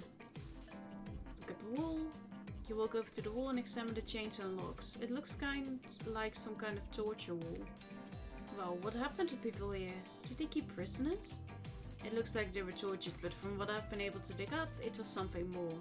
Ritualistic, serving a larger purpose. I have reason to believe those prisoners weren't alive for long. Do you think the cult of the Black Veil is still around? Are we in danger? I don't know, maybe, but I have a plan. All we need. And right as you're finally about to get some of that sweet, sweet information you've been lusting after, Claudette and Dwight pop again. Fuck. This time the swear's a good reason. I promise we're not being manipulated this time. Honest. It's time for dinner, you silly gooses. Come get some food. Dwight, for the last time, the plural of goose is geese. Sorry, I keep forgetting. He has some anger issues. What a fun day you've been having. I can see it written all over your face. You're shining, and that's not just a remaining anxious sweat from spending an afternoon courting a psycho killer. He's not a psycho, he's a good guy at heart. No, you are really feeling this whole romantic experience. Don't worry, I'll keep your dirty little secrets. But enough gentle ribbing, it's time to get back to business. All the appetizing singles have arrived for dinner, including Trickster. Rafe is here too. We're not going to do the gag where we cram them all on screen at the same time again, so just believe me, they're all here. They're just as sexy and demented as you remember them. With your love on the line, everyone is being very careful not to offend you by saying the wrong thing, except for Trapper. Congrats, by the way, on getting this far. I'm as surprised as you are that these four are falling for you. No, not because of your personality, but because you just met them yesterday. I mean, we're doing better than Anna.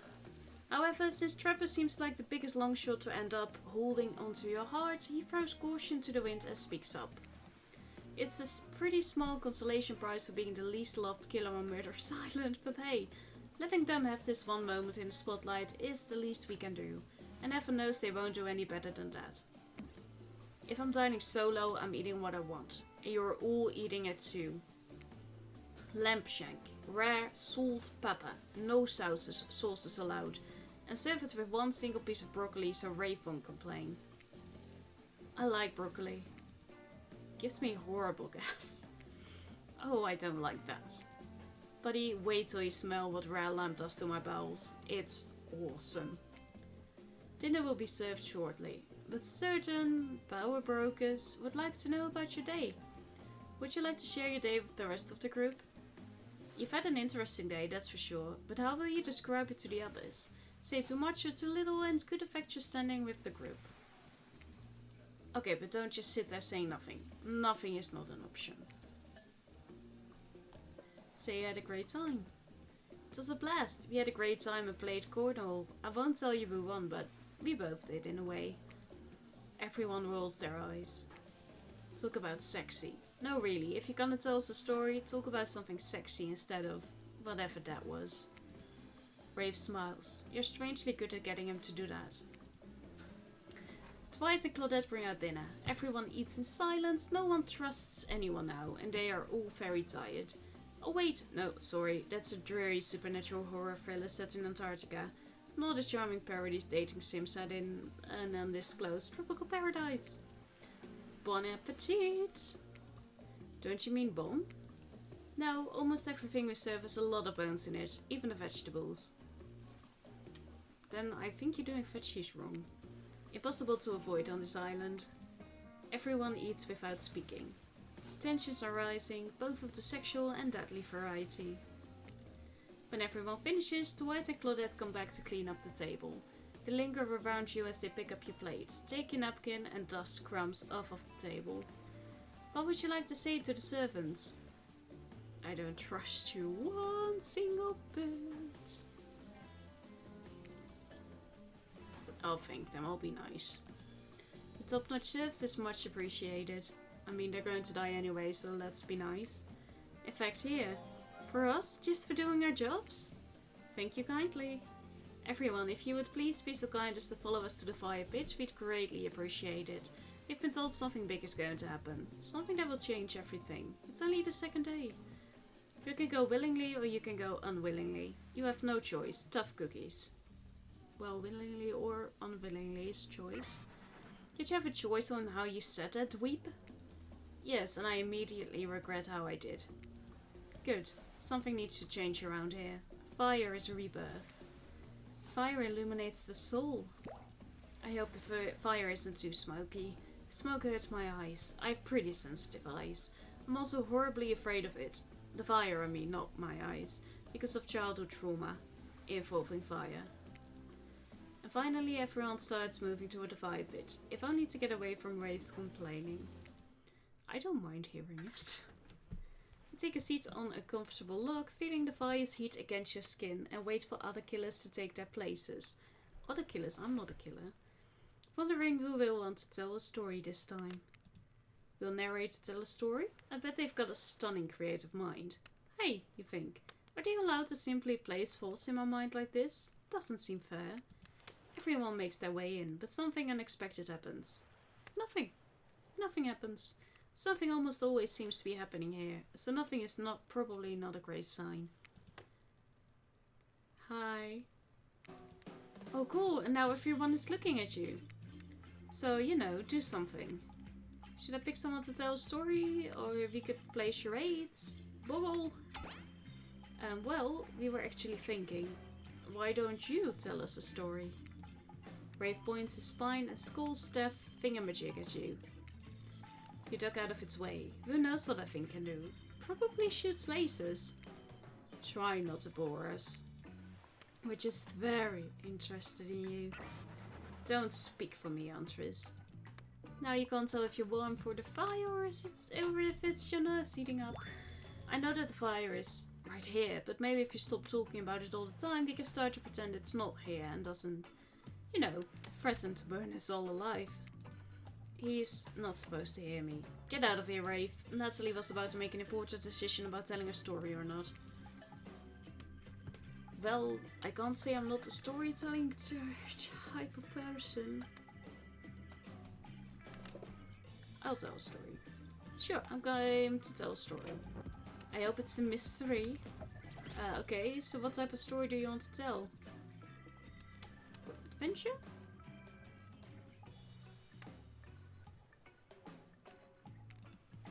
Alright, you like your Dwayne "The Rock" Johnson movies. How about some adventure? Now we're talking. It's not my favorite, but I respect your choice and will not polite. That is all I can ask for. You don't have to say that, Wraith. Just not politely. Okay, ready? Here goes. I really like to go fishing. Solid hobby, great foundation for a story for sure. You pause. Everyone is waiting with bated breath. No pun intended. Oh wait, that's it? Not much of a story. Barely even a thought. My pun was better than that story. You sure that's all you have to say? No, I'm kidding. No, I was just kidding. So what type of story do you want to tell? A personal one? I'll get a little personal now if that's okay. Those types of tales are the best and often the most sad. It's a bit of a love story. Is it about two strong hunters who meet when they both try to bludgeon the same Willy Wolverine? Or about a deranged killer who makes the only woman who ever believed in him witness a display of shocking violence? Not quite. It's about my parents. They met at a party in college. He was hosting, she'd been dragged there by some friends. Oh. They couldn't have been more different. And yet, as the night went on, they were drawn to each other. She made fun of his taste in music and he took an interest in her major. Women's studies. Shocking. They were married within 2 months. Bit soon to know if you can trust someone, don't you think? It's so sweet. Exactly. I learned a lot about love from them. If you know, you know. Some people don't need years to get acquainted with someone. Love could spark from a look across a campfire. Now you've got their attention. Each killer is furiously attempting to catch your eye from across the fire pit. It's quite alarming, actually. Except for Trickster, who has headphones in and is loudly playing his own music to drown you out. Okay, that was not a very good story. I don't mean to insult you, but it was actually quite bad. Sorry, but this narrator keeps it real. We can't just end there. So, who else would you like to hear a story from tonight? You look from killer to killer, trying to decide who might be the most entertaining. We know who we're going with. Well, I guess if you want. Let's see, what story could I tell? I could tell you one about Mami Vata, a beautiful African sea goddess we would lure men in with sex and then reveal her true form is half woman, half fish, making them swear to be true to her and no one else. My kind of lady. Long story short, it usually ended badly for the man. Which is the end of that story, I guess. My bad. Let's see. There's that one about the mysterious cult that would amount a human sacrifice to No, that's no good. You don't want to hear that one, I do. There's the living tree. Its branches were more like tentacles and it oozed a strange liquid from its bark. One time ago I knew drank the liquid. She disappeared that night. But a week later a new tree appeared. It had a very familiar looking face etched into the bark. Now that's a bad story. That could never happen. What about something truly horrifying? One time I was doing my maths and I mixed up the quadratic equation and that other theorem. Just for a second, in my mind. I guess I was tired, but whoa! That was really scary. I want to hear more about the half-fish lady, particularly the fish part. It's not just you, Nathalie. Half the time I have no idea what the hell Trevor is talking about either. When you're hot and rich and extremely scary, you start to think people will just accept whatever you say. How was story time? A lot of people like to take pot shots at sequels, but I think every good story deserves a follow-up. When you think it's the end, the sequel is almost never as rewarding as the original. That's why I'm much more a fan of the episodic style of storytelling. What you're doing with Dead by Daylight. Knowing it's a series takes a lot of pressure off of any individual installment and builds a greater sense of community between audience and creator. Tell me, Nathalie, if you could delete any sequel from existence, what would it be? Don't answer that, we don't actually care. We just here to make sure that we seamlessly move on to the next segment of the evening. God forbid my small talk get in the way of a romantic Twilight moment. Dwight, I'm gonna need you to shut your yap trap. You know that we need to get back to that one thing we do whenever we're not on screen. Okay, you have fun tonight and try not to end up dead.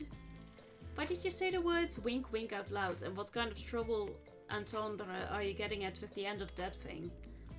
Dwight is physically incapable of winking, not since the accident. And you do know that all of these people are despicable criminals with double-digit kill counts, right?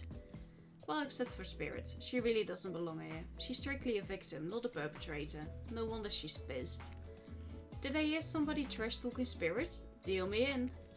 What do you say we take this talk to the hot tub so I can soak this bod while I roast that ghost with some killer hot takes? Please, enough talk of burns. Things that are lit or getting blazed. It's enough that these activities have to be set next to a literal fire, but must I be surrounded by figurative flames as well? What if we turned our van as far away from this place as we could, just you and me? On those spindly legs, you'd probably tire before you go too far. If it's running away to someplace more secluded Nathalie is after, they should obviously join me. Have you seen these legs? Pure power. Not that my walk speed really reflects my giant stature, but that's because I choose to move slowly for stealthy reasons. It's my own choice and it's completely logical. Why is everyone so obsessed with comparing themselves to each other and creating drama? I'm so over all that.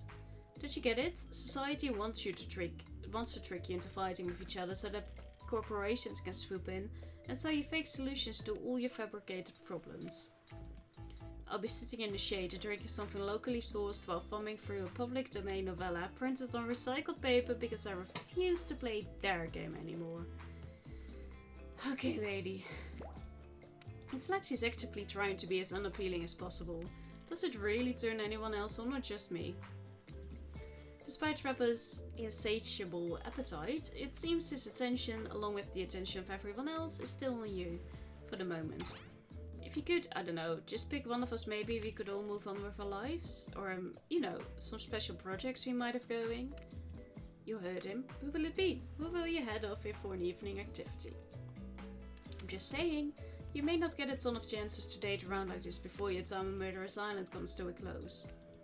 And no, I'm not satisfied with that name either, but with this streaming reality TV dating show boom happening, it's pretty much all that wasn't taken.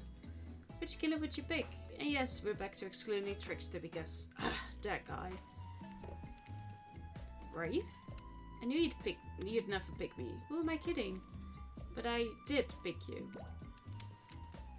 Wraith immediately turns and runs away. It's not like he didn't tell you what you were getting into. Well, follow him.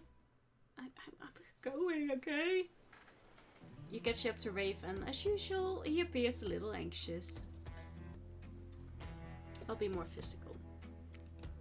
You stop a step behind Wraith, placing your hands between his shoulder and his neck before he realizes what's happening. Surprise massage! Wraith tenses up at your touch, but then relaxes. Oh, that's the spot. The normally inhibited Rave lets out a moan before returning the favor, and before you know it, all your stress is melted from your body. Hey, this was supposed to be about you, mister. Oh no, I didn't mean... I wanted to... There's that big sigh again. Sorry, sometimes I get too in my head. You nod understandingly. Well, maybe there's some way we can get you out of there. Get down the dirty and the sand with me, sir. We're on the beach. Maybe you should get down and dirty in the sand. It would be a shame to let it all go to waste. And just to make sure there's no confusion about your intentions, you wink. That will work. There's no way Rafe will misinterpret this. That's a great idea. But maybe you can both keep clean if I go grab Dwight and get him dirty instead. As Rafe runs off to kidnap Dwight for some nefarious purpose, the narrator looks at you and smirks.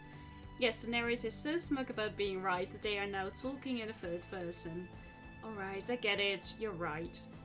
Thank you. Rafe returns with an exhausted looking Dwight and some shovels. You realize you will now be burying Dwight in the sand and making a sand sculpture around his head. Look, I know this isn't what you had in mind, but still seems kind of fun. Okay, what sand sculpture do you want to build? Ooh, a mermaid. Let's make Dwight as a mermaid. Yes, just like Mummy Wata. You dig a hole, the size of a person. This truly is a Dead by Daylight experience, isn't it? Once it is big enough, an unenthused Dwight gets in and you pile sand on him up to his neck. He's had to deal with this bullshit so many times, probably. You put the finishing touches on Mer Dwight. Rafe takes out a Polaroid camera and takes a pic of the three of you. He's all smiles. Dwight looks miserable. Oh, that really relaxed me. Thank you. Oh wow, it's so late. Time flies when you're on a date with the coolest person on the island. Oh, this is a date? Rafe smiles and rolls his eyes. Come on, let's get back to the group. As you start to leave, you hear Dwight whimper. High tide is gonna come in. I'm gonna drown. Call for Rafe's help. Rafe, we need to get Dwight out here before we leave. Rafe turns and jogs back to you and Dwight. Oh my god, I'm so sorry. My brain was in another place. Nathalie was distracting me. You smile and pretend to be offended. Oh my god, shut up! Dwight watches you flirt and smiles, despite the possible encroaching death by drowning. You and Rafe quickly dig up Dwight, who hugs you before fleeing. Rafe turns to you, smiling sheepishly.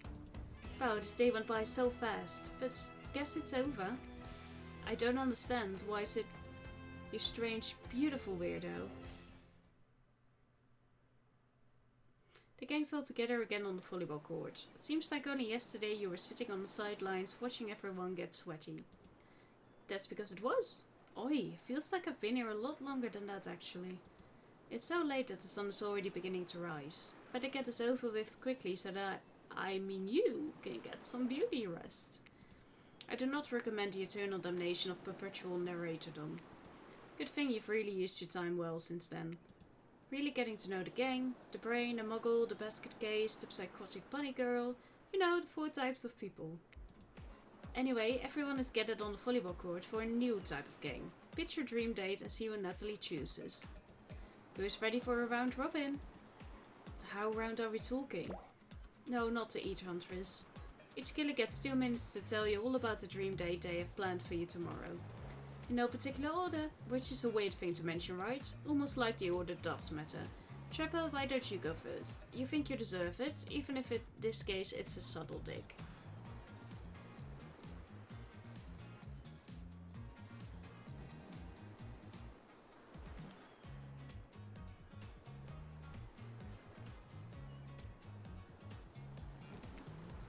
Stop talking.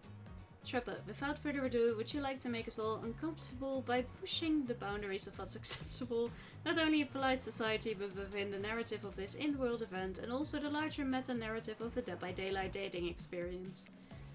Sometimes you just gotta say it. Why yes, thank you, I'd love to. You have extra scars now, don't you?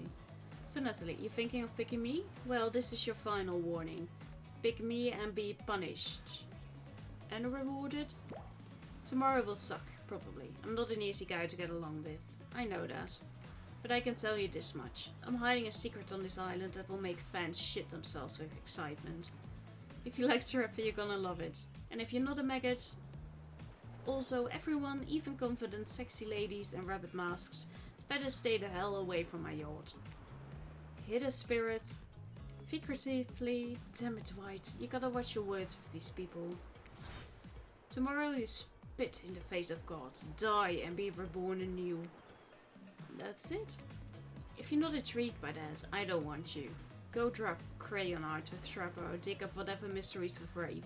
I don't know what those guys do all day. Do you want to at least specify which god you'll be spitting in the face of? All of them! Okay then, so hydrate tonight if you intend to hang with Spirit. Great, Huntress, why don't you take it from here? Tomorrow morning I'm planning on a nice atmospheric breakfast on the yacht. Don't worry, Trapper won't even know it's gone. What was that? Nothing, go away. Then, boy oh boy, I've got such an adventure planned. It involves hunting for treasure. What kind of treasure are we looking for? Guess you'll have to pick me to find out. Let me tell ya, it's primo stuff.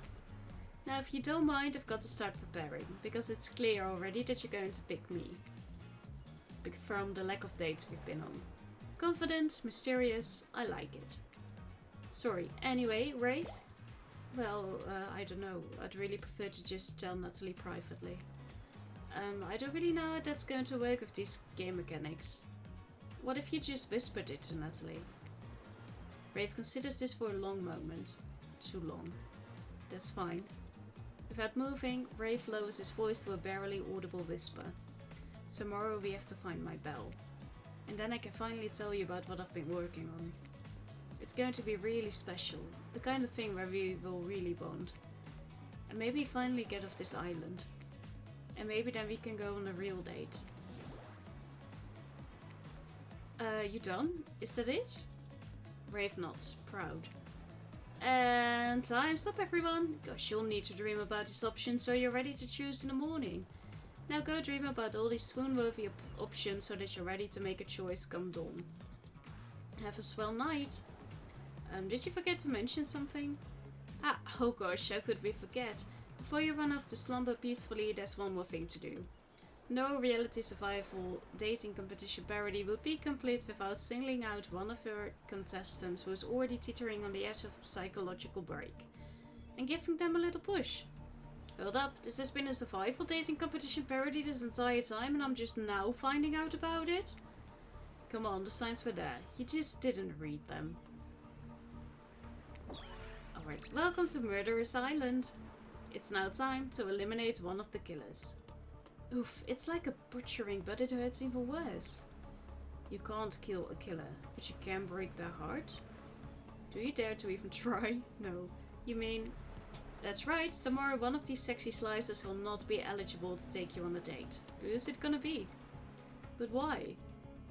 Because it's dramatic and because they want me dead. Because it's surprising? Because it's a classic reversal of fate? And it will hurt someone's feelings, someone dangerous. What's it gonna be, champ? What's your thought process here?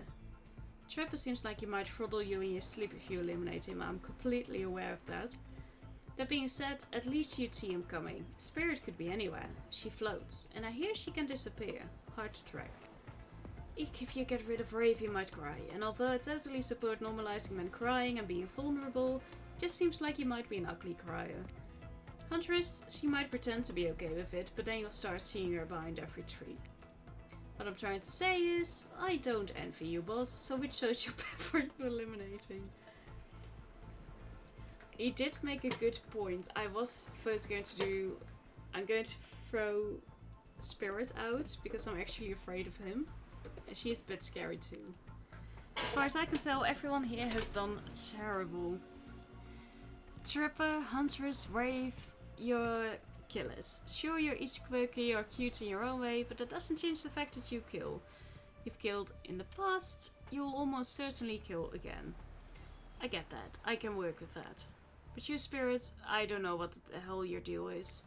You don't seem to deserve to be here, at least not on the outside. So what's on the inside? I'm truly afraid to find out, so I'm going to have to let you go. Were you talking to me? Sorry, my mind was wandering. Has anybody seen where I left my sunglasses? I was just saying that I'm eliminating you from the competition, which I am just sort of putting together is a competition. Oh, really? Okay. So nobody has seen my sunglasses? I swear I'm just gonna embrace the grandma life and get one of those bands that connects around your neck. Same. So you can't lose your glasses when you take them off. They just hang on your chest. What do you call those things? I think you just call it an eyeglasses strap. Or maybe an eyewear retainer, or... Are you sure you're okay with this? I thought you might get upset. Nah, I couldn't care less. If anybody needs me, I'll be, I don't know, wherever the hell I want to be. Now that you've broken the heart of someone heartless, you should go get some shut-eye. And don't worry too much about the broken heart you've left behind. Because of course they'll be receiving a consolation prize. They might not get to go home with Nathalie when this is all over, but they'll never sleep alone again. That's right, we're sending our eliminated player home with... a body pillow. Their own mostly new trickster body pillow. The next best thing to the real trickster. It might not hug you back, but it definitely won't try and stab you. And how do we know? Because I've tried it. That's right, it's Dwight tested. Claudette approved. I hope you sleep well tonight, Nathalie. You're my hero for what you've accomplished. How can you sleep tonight knowing what you've done? No, not because of the guilt. I mean knowing that there's a legit homicidal maniac who hates you so close by. I mean, she didn't care. How can you sleep tonight, knowing what you'll do tomorrow? I don't know how you'll do it, but you better go before Dwight and Claudette come back and put you to sleep themselves. You know those two. Schedule, schedule, schedule. This is not going to end well. Well, what a crazy way to end the day! An elimination! I didn't even know it was that kind of game. Let's check in with everyone, especially with our loser. Everyone deserves a send-off. We'll see how things go tomorrow, I suppose. I'm not expecting anything. I tend to shut my mind off during hard times. I know I seem all excited and devil may care, but the truth is, I'm really a pessimist at heart. That tends to happen when... Your mother is skewed by an elk while you were young? Yeah, how'd you know? Wild guess. It's also the only thing you talk about. If you'll excuse me, I think I saw a raccoon over in that tree and I'm feeling peckish. I don't remember the last time I felt this. Nervous? Excited? Chemically, those two feelings are very similar, but I don't know. Nathalie is really great. What else do you want me to say? Marry me. How would I say things are going? It's a matter of perspective. If Nathalie's goal is to impress me, things are going poorly. But if Nathalie's goal is to get themselves killed, they're doing an amazing job. Ahem. Spirit? You gonna say anything? No, you're just going to clean your katana and silently stare out into the medium distance like that all night? Look, the katana is clean. I mean, not really. It's completely destroyed and held together by ancient magic, but it's not getting any cleaner, that's for damn sure. What? No, you're not part of this. You don't get a confessional. It's cool, man. I'm not a part of anything, you feel me? I'm not a cog in anyone's machine. I'm my own machine. This whole thing is pretty cute though. Charmingly low budget, old school marketing vibes. I'm not gonna lie. Kinda wish I wasn't so busy right now. I'd definitely be down with a reality show style dating competition with survival elements. But I got my new album, upcoming tour, finalizing the new sneaker line, producing a limited series on my life, starting a new social media NFT crypto app, and doing these private gigs over on IP Island. My dude, you gotta come check it out. IP Island, it's dope. It's where the real killers are hanging out. Fully licensed, no legal drama. Lawyers, take a hike. I'm gonna tell everyone that Trickster said that about them. Don't worry. I'm talking your favorite established characters from all over pop culture that can't be seen on this island. Hell, you probably can't even mention them, like Ghost.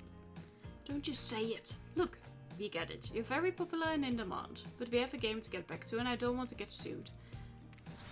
Ghostface. Come on. Whatever, I don't even care. I'm the trickster. See you around, Nathalie. You too, narrator. I have a name, you know. You do? Yes, seriously, they do not pay me enough to deal with you people. Is it my turn? What? No, it's not your turn. You're sentient water. How are you even sitting in that chair? Watch the chair. It's the thing you're getting all wet. Now it's gonna smell like mildew. Okay, rude. Fine, let's just get this over with. It's your turn, Ocean. Do your check-in. Check-in? I was just looking for the bathroom. Bathroom? Are you serious? It's down the hall to the left. It's okay, never mind. Never mind? What does that mean? No, not you two. This wasn't meant to be the confessional time for literally every character in this game. It's okay, we don't have to confess anything. We've just been working our asses off for 2 days straight and wanted to sit down somewhere. This chair is wet. Yeah, I think the Ocean just peed on it. How is that You know what? I don't care. You two are looking pretty pleased with yourselves. I've got something to confess. Oh great, what's it gonna be? You ate glue in the 2nd grade, you cheated on an algebra test once. Watching Spirit get eliminated was the first time in this unending spiral staircase of pain that is my life that I felt even modicum of joy. Every minute that I'm alive is a nightmare. This place, this sun, these sweet sugary drinks, it sounds fun for a long weekend, but for an eternity? The unrelenting rhythm of crashing waves and wailing seagulls, it's like a crescendoing song of evil that makes me question the very foundation of the universe. Why am I here? Why are any of us here? What kind of sentient being would do this? Please erase me from this existence. Make it so I was never born. Pull the plug on this experiment and let my soul be free. And please, please get me out of this polo shirt. Okay, let's get you to bed, buddy. I don't want to go to bed. Going to bed means eventually I'll have to wake up. Not if you don't want to. Yikes, that was a weird way to end. Well, what are you gonna do? You let the camera roll long enough, somebody is bound to say something crazy. Anyway, seems like everyone's had their shot to annoy me tonight, so hit the hay and get some rest. Tomorrow's gonna be a doozy. They're going to kill me, aren't they? Soft sunlight warms your skin, nudging you awake. Also, you're using a killer crab as a pillow, which is sort of okay with. What's that? You don't know about the killer crabs? Oh right, you didn't go on that hunter's date. You really missed out. It was thrilling. Or I guess it would have been. You'll have to play the game again to get that reference, I suppose. You pull on your beach attire and splash water on your face. Dwight and Claudette approach. Is that look on their faces excitement? Terror? You notice your stomach flutters with butterflies. Someone's in love. Or you've been affected with zombie butterflies in your sleep. It has happened before, but it's probably the love thing. It's time! Claudette gestures over to the beach where the killers all stand, flanked by tiki torches. It's a scene very reminiscent of a TV show you used to hate watch with your ex. Suddenly the message is clear. You are going to declare your affections for a killer in front of several other killers. Hey, isn't Trickster supposed to be here? You paid him good money to make some half-ass cameos in the show. I'm gonna chew his agent out. But before they walk you over for your big moment, don't think we haven't noticed how kind you've been to us, Nathalie. It can't be easy being thrown onto a mysterious island for seemingly no real reason, surrounded by terrifying killers, trying to manage your most primal impulses, murder and making out. And you've kept a cool head and treated us, your friendly island host, with dignity and respect. So don't tell anyone we told you this, but... Claudette and Dwight look around conspiratorially. Just a little hint for you going forward, don't try to go all the way if a killer who isn't into you. Relationships are two-way streets, and if you don't have a green light in the other direction, you might end up in the friend zone. The friend zone? That doesn't sound so bad. Where do you think you are, exactly? Dead by Daylight doesn't do friends. There are killers and there are survivors, and I'm afraid we can't say more. Okay, so who's into me? Claudette and Dwight look around conspiratorially again.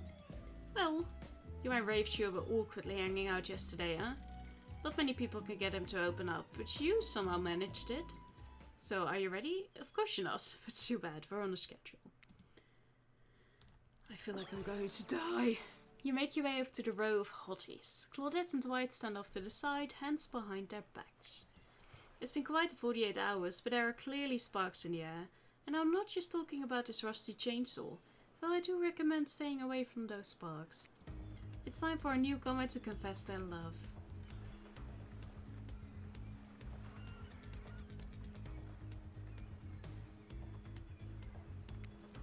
Wait, I have to do a drum roll for this.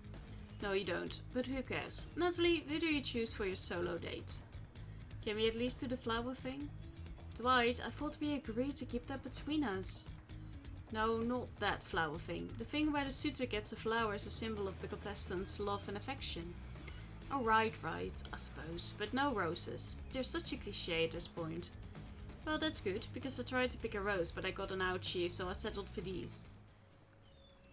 Oh, they're so beautiful, like lilies. Beautiful. You've done good, Dwight. This is a lovely bouquet. I hope Dwight saved some of these for Claudette. They're a thing, right? You're getting that vibe too? Just me? Sorry, you've got other things to think about right now. They're more like brother and sister.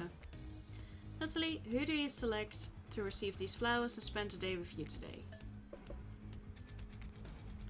You turn to Rafe and let out a sigh. Whoa, are you becoming more like him? Rafe, since I got to this island, I've been drawn to your quiet nature. Your unassuming good looks, the nervous energy you bring to every situation, no matter how normal and mundane. I love the way your brain works, I love the way your body moves, and I love how we are together. Rafe looks like he just watched the Earth explode from an orbiting space shuttle. Which is good. His mouth hangs open a little, his eyebrows twitch. No one can tell if he's too excited to process or partially dead. But anything to say, Rafe? Sounds about right. Are we okay? As you board the yacht, Rafe is unsurprisingly quiet, but the awkward vibes are down by about 60%. Good job, I guess. It was nice of Trapper to volunteer his yacht for the start of this day-long date, but a bit dismissive of him to say that you two is so boring that the yacht itself wouldn't even notice you were there. What do you know about fun anyway? He wears an old-timey one-piece bathing suit like the strongman from some bygone carnival. Come to think of it, that actually is a little fun. Rafe just has a regular old button-up shirt and shorts on. No, now's not the time to think about Trapper and the way his vintage singlet hugs his skirts just right. That's what he wants. Classic Trapper trap. You're here with Rafe, remember? Who you chose for some very good reasons you must have, I'm sure. He's my kind of person. You guess all other thoughts out of your mind and stand at the edge of the deck, looking out at the ocean, wondering what's out there. Where you even are. The gentle rocking of the waves feels comforting as you turn to face your paramour. Brave can barely look at you. Is it nerves or something else? I can't believe that for spending so much time with me, you'd still want to do it more. I'm only going to disappoint you. I can't stand anyone else here. You could never disappoint me. Well, we'll see about that. We still have a full day ahead of us, that's fair. Speaking of which, what exactly do you have planned for me today? Before we get into that, I need to tell you something. It's about me, but ultimately more about you. We've spent a lot of time together. You know me pretty well. You know how easily I get flustered, how introverted and in my head I am. You know I'm awkward around other people, triggered by the sight or talk of money, weird about intimacy. But you are incredible and kind and patient. You've put up with my quirks, and after spending so much time with you, I feel like I've changed. Something about you puts me at ease. I feel different. And that's good. I had to change in order to spend this day with you the way I want. Because almost there, you still can't say it. That's okay though, you smile at him warmly. See, there it is. You always know how to comfort me. I haven't had that in a long time. Anyone I've been close to has abandoned me. Usually against their will, but it still hurts. So why bother trying to connect with anyone? They're just going to be brutally murdered while I watch over here or sleep through it. You put your hand on his shoulder. All I want is someone to love, a family to care for, not touched by evil or greed or power. A small house in the middle of nowhere, never bothered by anyone. Life goals. Yes. You're the first person in forever I felt like I could see a future with. Rafe holds up Azeroth's skull. My story about the man who pulled out his boss's skull and spine. That was about me, I know. You almost tell him that you know, everyone knows, but decide against it. Too long I have been attached to Azeroth's skull. I have let it define me. No more. Rafe tosses the skull into the woods. I mean, I would have liked if he kept it to keep me safe from the other killers, but As he watches it sink, you notice a gold coin on the ground that is lodged from it. You know how Rafe is with gold coins. What do you do?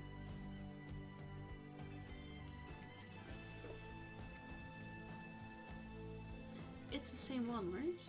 Good call. Never know when this might come in handy. Rafe turns to you, smiling.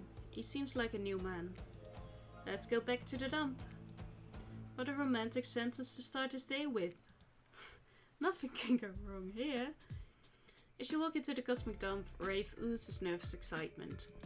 Oh gosh, do I have something incredible planned for tonight? He even tries to wink. It's kind of grotesque, but hey, the sad boy is finally opening up. He pulls out some lotions and oils. Sensual.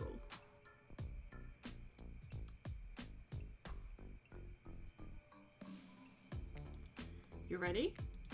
That's odd. What's wrong?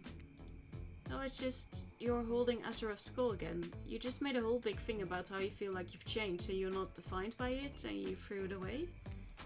Yeah, I did. Azeroth was terrible and I'm no longer using his skull as my security blanket. Oh. This is his brother Paul.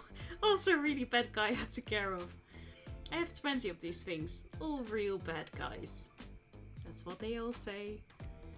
Oh well, guess you can't really change some people. Anyways, back to our exciting night to end all nights. I'll stay here and prepare if you want to go find my bell. He takes a step closer and whispers, then when you come back, we can ring it. Well, what does it even mean? I don't know, but it seems very exciting. And look what you've done to his anxious, shy boy. He's losing his inhibitions. And maybe soon he'll be losing his clothes. To get here though, you have to find a bell. It's gotta be somewhere on this island, right? Where do you start looking? Trapper's Cave? Trapper's Cave seems like a good site, eh? At least I know to look out for, well, traps. With that in mind, I'm sure I can get in and out safely and find that bell. You turn to leave and catch Rafe winking at you again as you exit. You know what? Maybe that wasn't a wink at all. Some of the mud he uses to cover up his face is probably dripping while he sweats anxiously. I'm going to say that he winked. You enter Trapper's Cave tentatively. He is called Trapper. It stands to reason there may be some traps. It's beautiful though. Illuminated in a deep blue, the cave is home to a pool of water that shimmers and shines. You find yourself hoping Rafe's bell isn't in there. You hear a voice coming from behind a pile of rocks, like a feeble old man calling for help. I'll have a look around the cave. You ignore the voice and look around the cave, because you have a job to do. Hey, maybe play this again to find out who the voice belongs to. Just saying, could be fun for you. Oh, what's this? You found a gold coin. I'll leave it. You know what? Rather than hear somebody remind me that this is Trapper's Cave after all, I'm gonna just not touch anything. You step back from all things shiny and enticing and consider just leaving and figuring out this whole bell situation some other way. Well, if it isn't Nathalie, you decided against spending time with me and yet here you are, in my cave. You can't help but be drawn to me, can you? What is it? My animal magnetism? My musk? My hopeless devotion to leg day? I don't think Rafe has ever set foot in leg day. No, me neither, so... No time to figure out what the hell that even means. You think fast. You're right, Trapper. It's a leg day thing. I love your leg days. And also the musk. Love a good musk. Knew it. Listen, I know I made the wrong choice going with Rafe. How could I have been so stupid? You should probably cleave me in two. Hack me into pieces. I deserve worse. But if you let me, I want to go back to Rafe and tell him I made a mistake and I'm leaving him. For you. Trapper stares at you unnervingly, a twinkle in his eye. I should probably cleave you in two, you're right. But it takes a truly self-assured person to admit their mistakes. And you're clearly aware that you're stupid. So, you know, we're making progress. Whoa, are you pulling this off? I'll let you go on one condition. When you break the news that you're leaving him for me, telling me his skinny chicken legs. Yes, if you want I can tell him that. Trapper lets out a hearty laugh. Oh yeah, I want. You scramble out of Trapper's Cave as you hear his deep laughter echo behind you. Hope the bell wasn't here, cause if it was, you're never going to get it. So where to next? I have a good feeling about Huntress's cabin. I love a cabin in the woods. Great things are always happening at those. People are walking into them and back out of them unscathed all the time. It's not like it's actually a movie called after it, a horror one. To Huntress's cabin. It's as if this is your chance to visit and admire some of the locations you may not have visited already because of the choices you specifically made. What a great opportunity! Game. I love how self-aware they are. You enter Huntress's cabin and relax. It's disarmingly cozy, with a warm, quirky vibe. I don't feel good here. You feel like you could live here, if a cookie killer didn't already. You spot something shiny. Is it the bell? You reach out for it, but you're tackled from behind. It's Huntress. She holds an axe to your throat. I found you! Now I get to kill you! I'm breaking Rave! I'm running a very complicated long con of Rave and trying to find a spell so he can do something I don't know, but I'll probably use it to play a joke on him instead. Huntress's eyes sparkle. This sounds like a fun game. Want to play another one? Sure. Great, I've got the perfect game in mind. Hide and seek. Bet you can't find me. Ready or not, here I come, boy. Yeah, it's just a normal one, right? No, I'm good.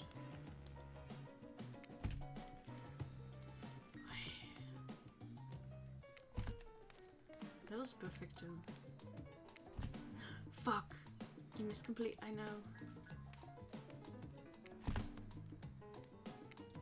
Don't kill me. Fuck. You're silly. If this was real hide and seek, you'd be dead by now.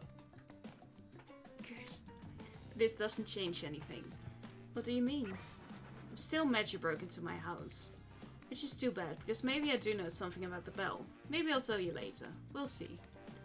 Huntress goes into another room and you realize you're not going to get anything else here. Except possibly killed. So where to next? Go to the Black Lighthouse. I suppose I could check out that creepy black lighthouse on the edge of the island. Lighthouses usually only have one big room at the top. Should be easy enough to search. To the Black Lighthouse. Surely what you're looking for will be there. It's not like Rave has purposely sent you on a wild goose chase that will ultimately end up pointless.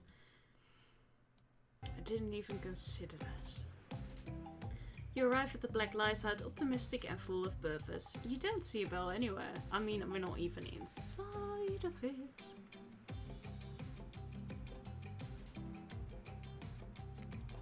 Spirit, hello? Nothing. She's nowhere to be found. Let's be honest, her heart was never really in this process, was it? You start poking around, wondering if Spirit took the bell and hid it somewhere around here. Oh, hey, hot stuff. You turn to see Trickster, casually posed, light reflecting off his perfect skin, all of his too many abs glistening perfectly. Doing some snooping? I'm looking for Spirit. Me too, actually. We were gonna do face masks and I told her I'd show her around my stage over on IP Island. It's tight. All the killers we couldn't clear to be in this game are hanging out over there, just out of view of you and any interested parties' lawyers. Having a blast, doing shots, making content. Oh my dude, you have got to meet my good friend. Nope, stop right there, not getting sued over a dating sim. I feel that. Hey, have you seen Rave's bell anywhere? I'm not gonna lie to you, friend, I have no idea what you're talking about. But you wanna maybe hop over to the other island, check out my stage? You so obviously wanna kill me. Absolutely not, I'm on a mission. Trickster shrugs. Guess we're all on our own journey, till we meet again. As Trickster finishes, you ponder your next move, and I'm left wondering, would you say no to checking out the sexy pop star special hideaway? You've already searched the spot that Huntress and Trapper hang out, and now you've also searched Spirit Spot, and by sheer dumb luck you've even bumped into Trickster too. I'm sorry I shouldn't have called you dumb, but it looks like you're just going to have to admit defeat on this one and head back to Rave empty-handed. You tried hard, you really did. If you were a game, I'd give you a good review. That being said, Rave is, well, I don't want to say unkind, because he has been really nice this whole time, but there is that whole spine-ripping thing that I also forgot about. You enter the ruins of the Cosmic Dump, prepared to deliver Rave the bad news. I know he seems sweet and shy and like he's not a killer, but he totally is. Yeah, I sometimes forget that. Is there a chance he could kill you? The place is empty. Whew! Brave must be up somewhere, still preparing. What are you gonna do? You still don't have the bell. I don't know, I'm trying to figure it out. Who are you talking to? Oh no, just a voice inside my head. Huntress pops up from behind one of the giant obelisks, smiling behind her mask. I followed you back here. It was fun, like a cat stalking prey. Oh yeah, that sounds fun. After you left, I was thinking, I want to tell you about the bell. Oh my god, Huntress, thank you! But it's going to cost you. You empty your pockets and hand over all your gold coins. Ooh, sparkly. Okay, so Rave's bell. I saw Spirit with it yesterday. She was walking back from here and she says she was eavesdropping on your date. So when you weren't looking, she stole it to sabotage your budding relationship with Rave. I think she said something about a cringy truth or dare game. I think they had a fling or something and she's still mad about it. Oh, or not, who knows. She's definitely mad about something. Even though it's rusty and old, it's still kinda shiny, so I offered to pay her for it. But she said she had the perfect spot for it picked out, at the top of her lighthouse. Oh great, I need to go back to the lighthouse and deal with Spirit. Tell her I'll still buy it from her. Oh great, I need to go back to the lighthouse and deal with Spirit. Great. You return to the lighthouse and head right upstairs, no more messing around. And this time, Spirit is waiting for you. Word on the street is you're looking for me? Did you have tricks to distract me? Did you have tricks to distract me? Spirit rolls her eyes. You're really piecing it together, huh, Sherlock? No shit, Watson. Alright, whatever. I messed with Rafe a little. I'm so sorry. It does not sound like she's actually sorry. So you want Rafe's bell? How about we play a little game? I call it, don't look into the light or die. You can only open your eyes when I'm blocking the light. If you look directly at it, I'll die. Precisely. You're much smarter than you look, no offense. Stop on Spirit and don't look straight into the light. If you look directly at it, your brain probably won't survive the stress. Okay,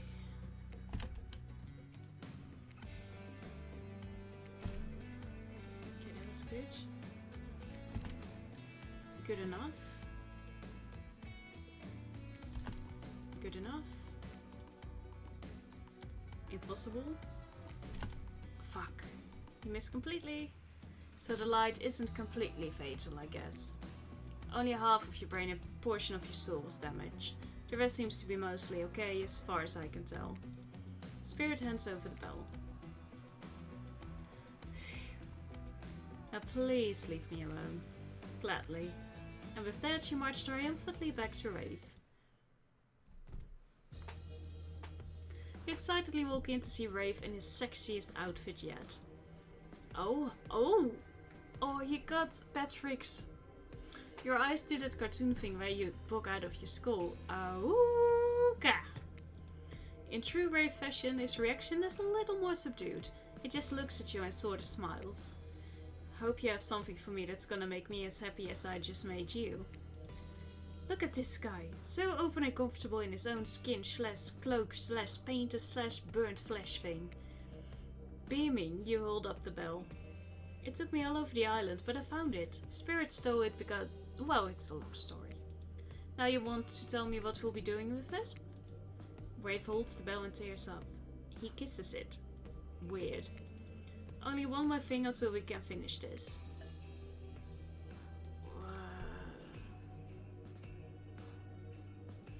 What are we finishing? What are we finishing, or should I say, who? You wink, always a nice touch. You know I can't tell you that yet. Oh, finishing that way, sorry. But while we wait, Brave hands you a super sexy outfit. Outfit is maybe too strong of a word. This is barely more than just a tiny bit of cloth connected by various thin elastic bits. You look at it and bite your lip. Should I change? You'd better. You duck behind one of the obelisks and take off your clothes, slipping into your new sheer, barely there collection of straps. It is incredibly revealing. Somehow you look more naked with this on than you would if you were actually naked. It's really something. Eyes up here, No, look down there by all means. Sorry, it's impressive. You return to Rave and model your new outfit. Oh, his things are blooming. I'm wearing basically nothing. Oh, just you wait. The lights dim. Oh dang, is this what you've been waiting for, you little freak? Maybe. Relaxed and confident, Rave is a totally different person than the introverted loner you met when you arrived on the island. Are you ready? I want to give you my heart. Oh, this is so fucking romantic. I'm ready. The lights go out. It's so chilly. Don't worry, we'll warm up. He's not wrong. Rave's naked skin feels like fire on yours. The fire he's been so afraid of this whole time. It's poetic. You melt into his arms, his lips exploring. I should probably leave you two alone. Feels weird to be documenting this. Before I give you my heart, I'm going to give you something else. Oh. There it is. Yeah, I'm gonna head out. I'll see you in the... Hold up. Even in the dark, I think I know that smell. It's like salad dressing mixed with suntan oil. Dwight and Claudette? Guess they like to watch. Hold that thought, lovebirds. Rave, your special guest is here a little early. Whoa, I didn't know human bodies could fit that way together. Sure they can. I'll show you when we're done tonight. The lights pop back on. You and Rave are still wearing virtually nothing.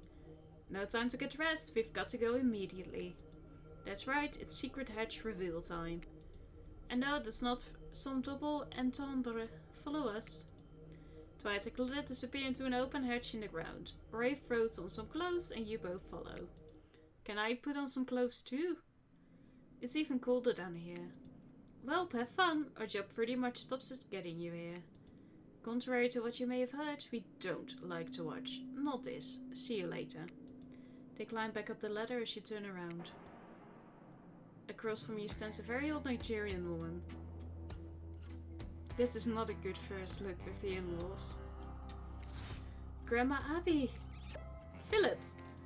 They embrace. You are suddenly very aware of how exposed your skin is and how chilly you are. Forgive me, Nathalie. This is my grandmother. Yeah, I get it. Abigail. Pleased to meet you, Nathalie. So you're the one my little Philip has chosen. Interesting. The look of disgust on that woman's face. Interesting. What does that mean? Do you need to earn the respect of Grandma Abby now? I can't wait to get to know the person my Philip has decided to give his heart to. Come, help me make drinks. You go with Grandma Abby. I have to prepare the bell. Happy too, Philip. Rave looks sheepish, like he's reverted a little back to his old self. Oh yeah, I guess I never told you my real name. Philip Ojomo. You bow deeply. Nice to meet you, Philip Ojomo. Rave laughs, grabs the bell and leaves. Grandma Abby takes your hand and guides you to the table with potions. Come, let's get some refreshments. I'm an old lady and it's not so easy for me to mix these exactly. My hands just aren't as steady as they once were. You'll need me to help me pour. Now doesn't seem like the time for questions like, what is this? Or, are we supposed to drink these possibly poisonous liquids? Just get to it. Fill that cup up.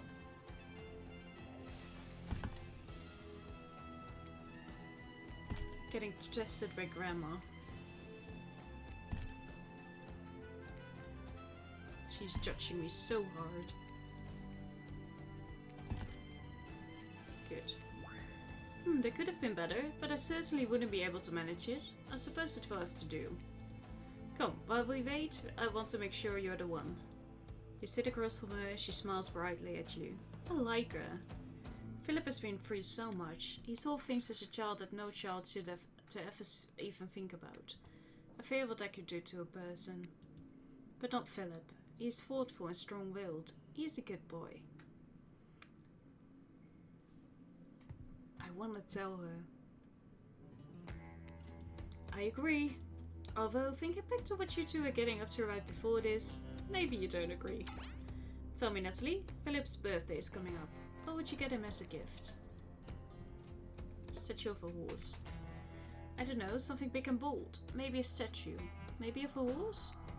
You have no idea why you said that. You immediately regret it. But Grandma Abby's face lights up. Wonderful. That would remind me of the night. His favorite chess piece. Yes, I know. Whew, you liar. No, I know. Okay, tell me this. If Philip could be a tree, what kind of tree would he be? A cactus. A true survivor. Prickly on the outside but warm on the inside. You can be alone and thrive in any climate. Like Wraith. Grandma Abby nods content. Then she calls out. Philip, we are ready. Give me a couple more minutes. She turns back to you. Well then, how about a game to lighten the mood before our big event? Maybe we can do some constellation trivia, or playing cornhole.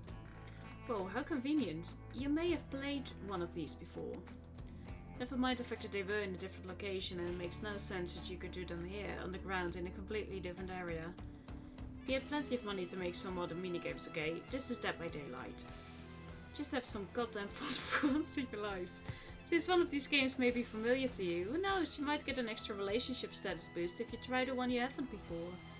But what do I know? I'm just an omniscient narrator. I know a thing or two about constellations. You won't. Hey, who doesn't like answering random questions about constellations in a bizarre and high-stakes situation?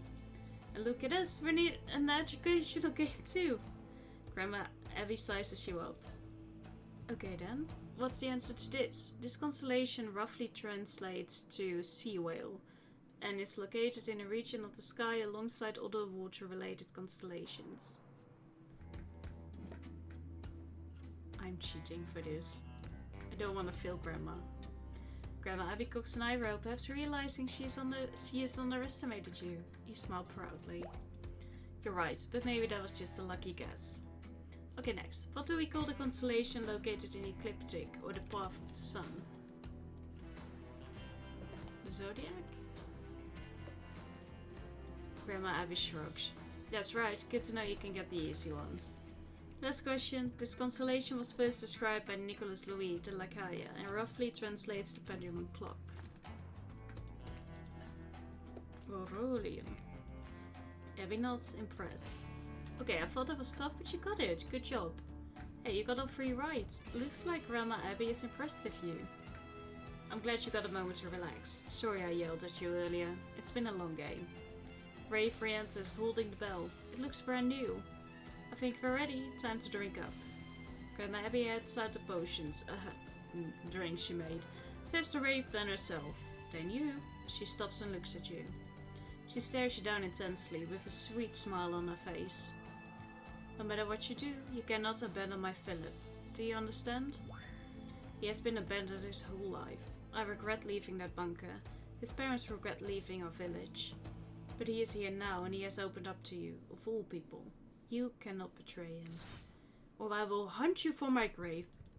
And my spectral form is not always as nice as this one before you right now. Oh, thank you for that advice. Of course, dear. Now, where were you two before I arrived? We were about to play a board game. Fully clothed, of course. It's okay, she knows. She does? Of course I do. It's a requirement of the ritual. The what? Grandma Abby and Wraith stand up and walk to the wall with hanging chains and locks. Are you ready? Yes, I'm finally ready to leave this place. As Grandma Abby places Wraith in chains, your jaw drops. What is happening? This is what we've been working towards. This is how we consummate a relationship. The cult of the Black Veil would do this ritual to leave and return to the island. One lover would be sacrificed and the other would do the sacrificing. So here I am, ready to move on, to be sacrificed. No, this is crazy. I don't even know what to do. That's why Grandma Abby's ghost was summoned, to help. Philip's heart must be removed, lit on fire and the bell rung.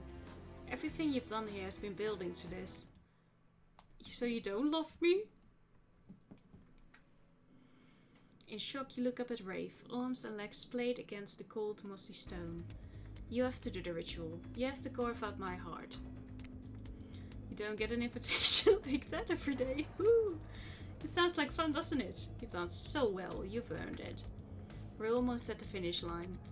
You didn't think I'd brought you all this way without a plan, did you? What kind of sinister body of salt water do you think I am? I'm sorry I didn't tell you before. I couldn't. You trapped me. You never would have come with me on this journey. You don't even love me, do you?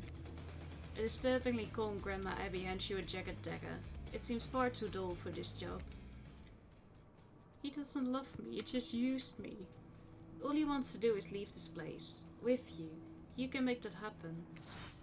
Those who slay together stay together. Grandma Abby is still witty on the very intense and disturbing circumstance. This ritual requires sacrifice on both ends. We both need to be in love with each other. I love you, and I've been waiting to give you my heart. Literally. Please, take it. I love you too. Stifling tears, you accept the dagger from Grandma Abby, and after taking a moment to compose yourself, plunge it into Rave's chest. He winces and groans as you slice him open. I'm sorry. She digs the knife in. Rave reaches out and brushes his thumb across your cheek. Even in this nightmare situation, your heart races and your cheeks flush red. He smiles through the pain. Your hair was covering your face. I wanted to get a better look at you. Awkward! Not as awkward as what you're actually doing, though. Which, to remind you, is plunging a dagger into the chest of your beloved right after declaring your love for each other, in order to remove his heart for a strange ritual that might be complete bullshit. Real Romeo and Juliet vibes. Brave goes limp as you insert your hand into the gaping hole you've made. It's slippery and warm, and you're not a doctor. How are you supposed to... Oh no, there it is. You've slipped your hand on her ribcage, and that is definitely a heart. You try not to vomit as you wrap your fingers around it. Take a breath and pull. It slides out surprisingly easy. Grandma Abby snips some arteries and veins and takes the heart from you. Lovely.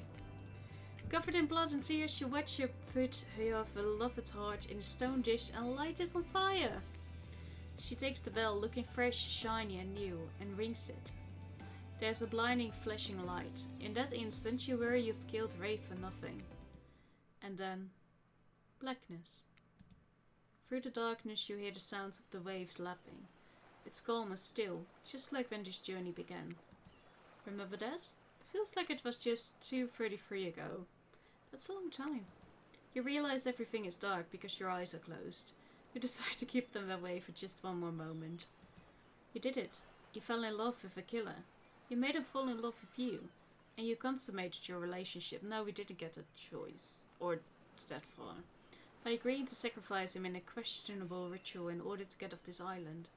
Did you do the right thing? Did you play the game correctly?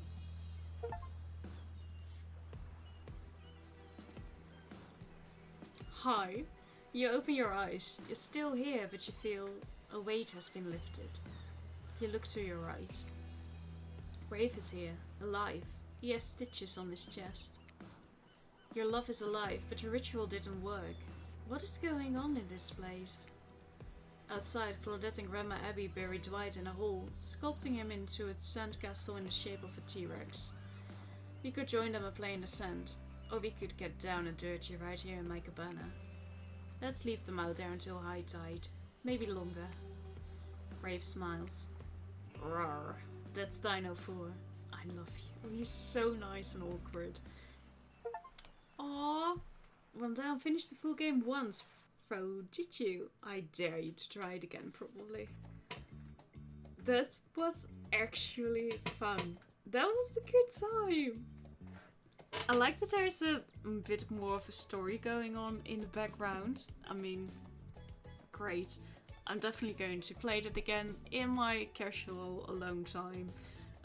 Thank you so much for watching. I hope you had a good time. Throughout October, I'm going to play more scary games. There are going to be 2 uploads every weekday. Maybe some more, depends on the schedule. But you will see it soon. Have fun watching the credits. Thank you for watching, and I hope to see you in another one. Goodbye!